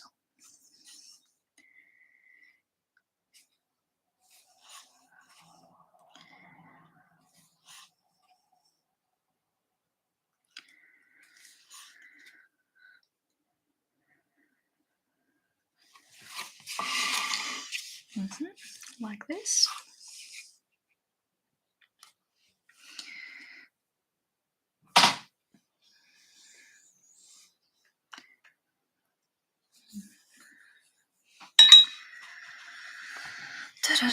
And at this time, I'm just gonna use a little bit more of Payne's Grey and my brush size 1 to paint these beads in the middle of the belly. So I'm just gonna outline it first here, and then wash my brush, and then add water.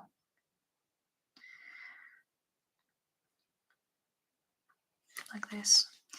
And I move it to the right, to the right, to the right. And then add a bit more color. Like this. And then I will be removing it. The same we're gonna do to this area as well. Just gonna move and paint this. Washing my brush, and then I'm just blending it together. Like this. And then I'm just using Payne's Grey. And I'm gonna be adding some color underneath those bits. Those areas. And then I'm swapping to a slightly bigger brush because it's easier for me to control it.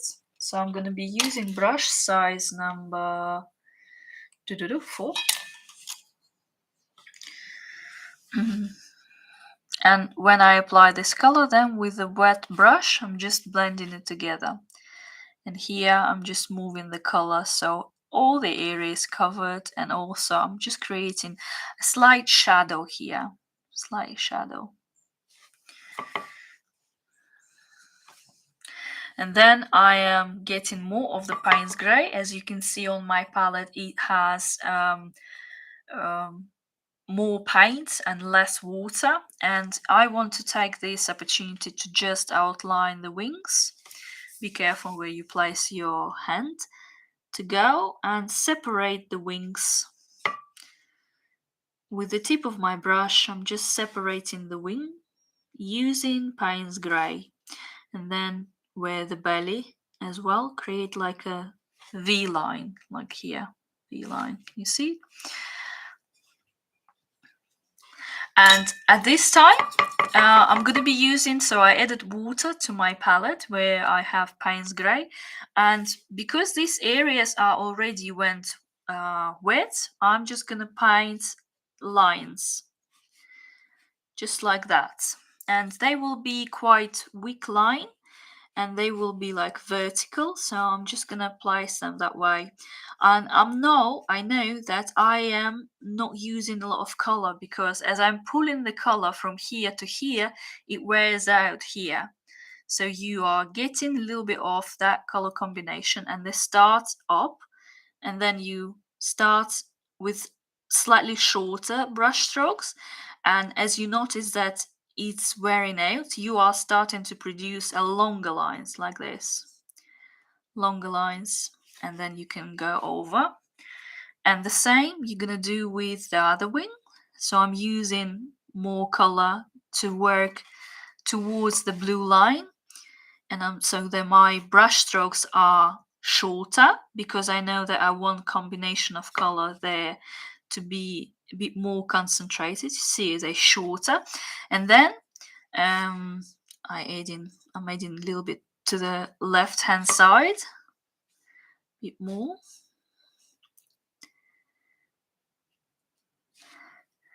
And then I know that my brush sort of wears out, or you can just a little bit wash it and use just some water and then dip it inside in your tissue. So you see it released excess paint and excess water. And then pull this color down like this.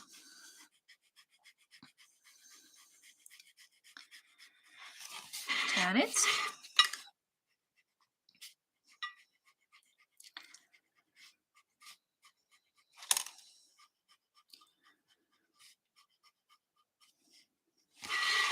Then I'm moving to this corner because I didn't use a lot of color here, so I'm just making sure that I'm going over. And here I'm getting some more paint to paint the upper part of underwings. And here I'm starting again with the darker parts, covering the darker parts, because as you can see there is a highlight and it's in the middle here. So I don't want to create a highlight that will be very dark. So I'm just making sure that I'm going and making brush strokes so they are more concentrated in color, and I am placing them in the darker areas of that segment of my moth, like that.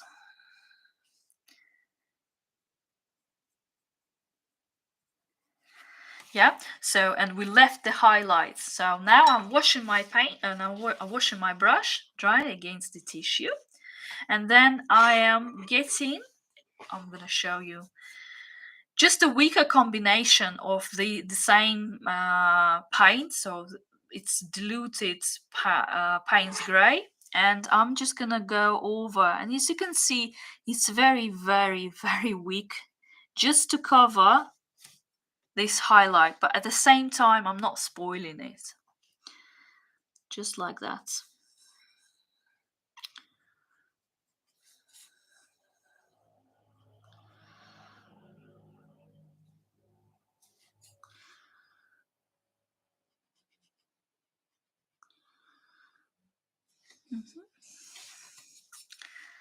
And then we can get some more of Payne's grey and apply this color just to the corners to make it darker. And if it dried out, just to paint over some areas to create better contrast in between those areas, so in between highlights and shadows,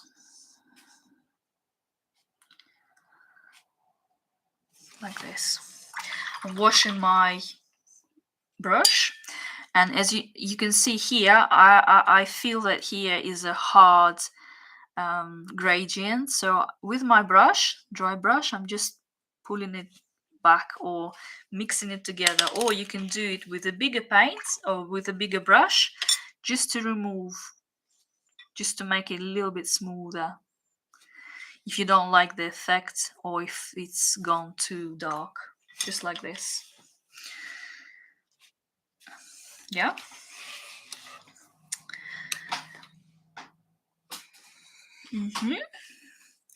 We're gonna now paint the head. So I'm outlining the parts of the head, so it's kind of like this. And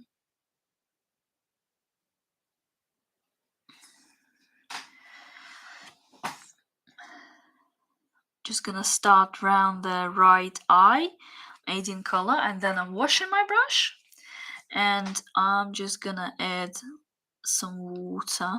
But I mean, my brush is damp, So I'm just moving the paint, and then as the paint travels from right to left, I'm just making sure that it's going one side, and then add a bit more color like this.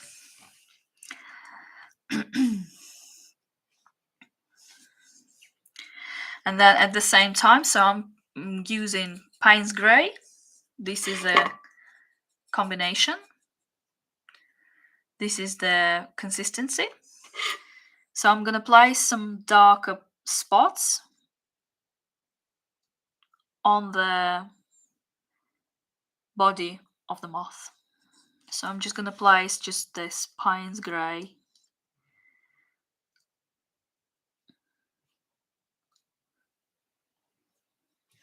Like this.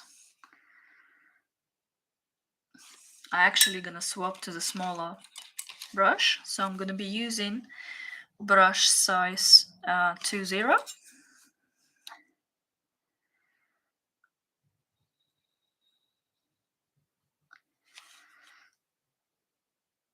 Like this.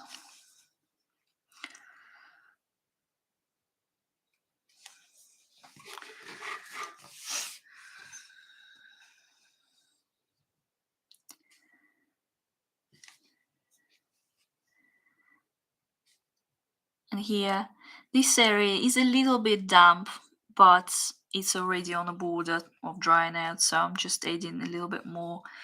I'm still adding those dots on top. So I'm just using Payne's Grey with my brush to add to the areas where it's next to the body and the head, both sides. I'm adding just black color, black dots / brush strokes. You can use actually the combination. I love to use the combination. So sometimes you see this brush went a little bit, so it's already not great to use, but it's perfect for using to paint dots. So I'm placing dots in like a group of several dots, like this. And at the same time outlining with this black color, because I'm still here, how I work. If I here and I notice that I have the same color that I can use on the other areas, I'm noticing that this moth has like a stripy legs. So I'm adding this black color, and then I'm leaving the space again, leaving the space again, and it's the same for this segment as well. Black, leaving the space again, the stripe. So like that. And it's a different story on these parts, but here we can use it too. So this is a leg as well. And here I made up another leg, so we're gonna apply this like this. And also at the end of the moth legs, there is like 2 little small claws. So I'm just gonna paint them like this.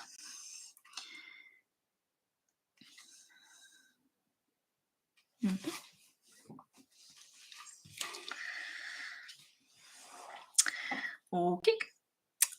And then with my brush size 20, I also, just checking this area, I'm also can add a bit more details to the belly. So I'm just placing my brush strokes, and they go slightly curved because this area is round a little bit, and I am supporting this idea with my brush strokes. So my brush strokes are slightly curved, so they are helping you to realize this area is not flat. This is how I use details to create my paintings and to add them more volume. And it's the same for this area. Oh, it's quite wet still. Okay, let's paint it down like this. I'll wait till it's dry. And then I'm just using a little bit of Payne's Grey to just add some spots here and brush strokes.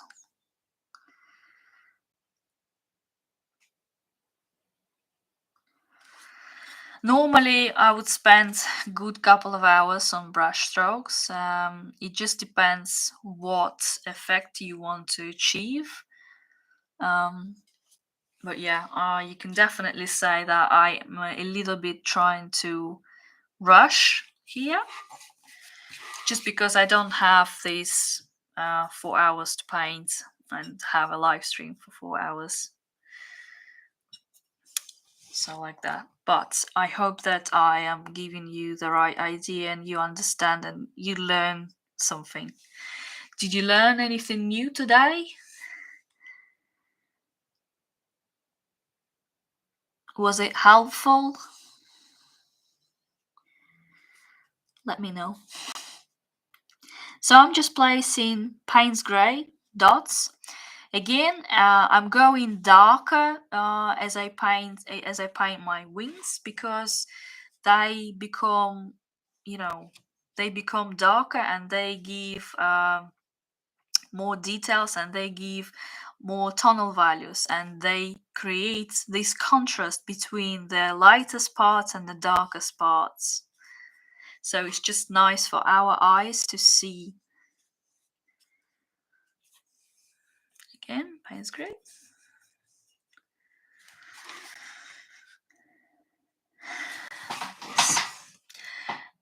And then at the same time we can do antennas. So for antennas, you can use brush size 2 zeros or even less. So I'm going to be using Payne's Grey. Here's a color concentration here. And I turn my painting the way that I won't do any smudges on my moth, like this.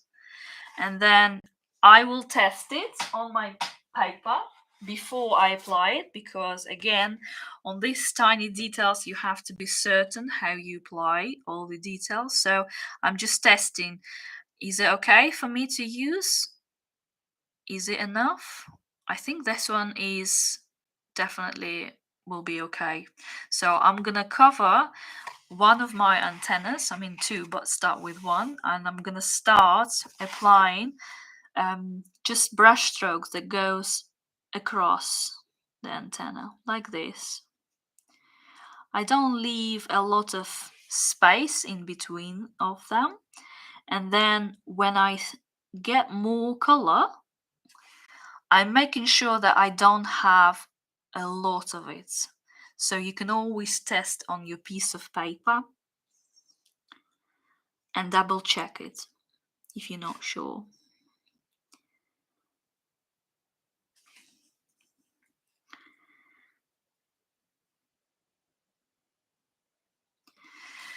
Well, once I've done it, I am turning it a little bit and then I am painting another line just to refine the shadow area on the antenna, like this. And then I'm turning it again, like this. And, well, actually, like this, because it will be better for me to use. Oh, yeah, finally. So I start on a darker side here just to test, and then here I go. You can use a piece of tissue if you're not sure. You can just let some of the excess paint and water to go from your brush, and you paint this.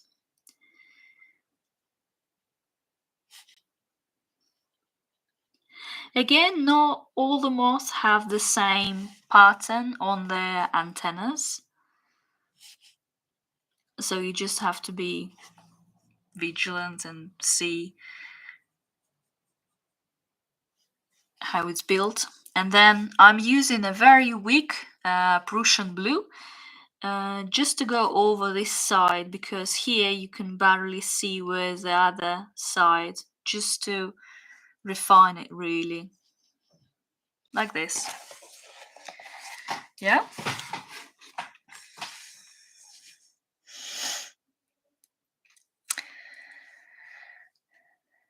And the last part will be, well, I mean, I will probably spend another couple of rounds of doing these wings and adding more and more details, but you have an idea. I would say that I would add some more details to the blue area of our underwings. And so I'm going to be premixing colors. So let's see. I'm just looking at my reference picture. So I'm going to be using a little bit of ultramarine and a little bit of Prussian blue. I'm going to show you the color concentration here. And probably add just a little bit of Payne's grey, because colors are quite dull here, so they slightly muddy. I wouldn't say that it's pure blue, so it's kind of this color combination, like this. And this will be slightly darker than this layer, but again, it can be a lot more darker. So I'm using my brush size number 20, so it's quite small, and I'm gonna add just brush strokes to the blue area of my moth. So I tend to apply darker color when they meet with black color, and then as I will be going closer, I will be using less of a blue. But here I'm just working with two wings together. As you can see, so it's this color is slightly covering our underlayer, but at the same time it's not overloading it with color.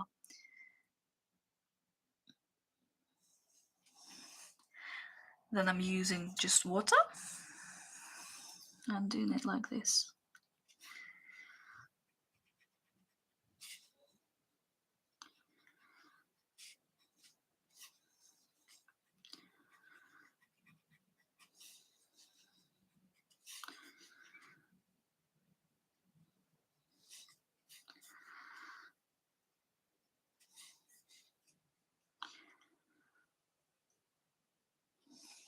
And then I use a lot more diluted with color paint here. So you can see in the middle it's very weak. To go over highlight, just to give the slight idea that brush strokes are there, but not excuse me, loaded with color. And then I'm going to the shady area and I'm using a little bit more of the blue color, and here where it's actually a little bit shadier, just to give a bit more of the depth here. Just like this.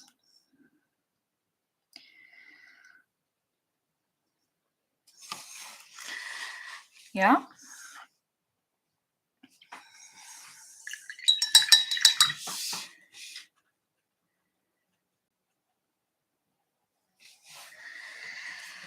So there we are. I will probably say that I will give a couple of more rounds to add the details that I usually add. I'm just going to show you the final result that I've done a couple of years ago. So this one, and I spent quite a lot of time. As you can see, at the end I added a little bit of white gouache, but I probably say that I spent I would say 3 or 4 hours on this piece. So I think it's not too bad for a couple of hours, and you can spend more time adding more details to this area or this area. You can add colder details or whiter spots to the upper wings of the moth, and I think it will be great. So thank you so much. Again, I apologize for the beginning because I didn't know how to switch it off to the different camera, but I will learn it with my experience, I guess. Thank you so much for joining and being with me. I hope you enjoyed it. And please share your results on Instagram and I will tag you, and it would be lovely to see and to hear your feedback. Yeah, also here I'm gonna add that I am having a Patreon where I upload my watercolor tutorials weekly, and also I'm developing my YouTube, and once in a while I upload free tutorials to my YouTube channel. And if you didn't follow me from Instagram, you can find me there because I'm quite active. So thank you so much. And like I said, you're very welcome to share your results. And I'll see you guys later. Thank you.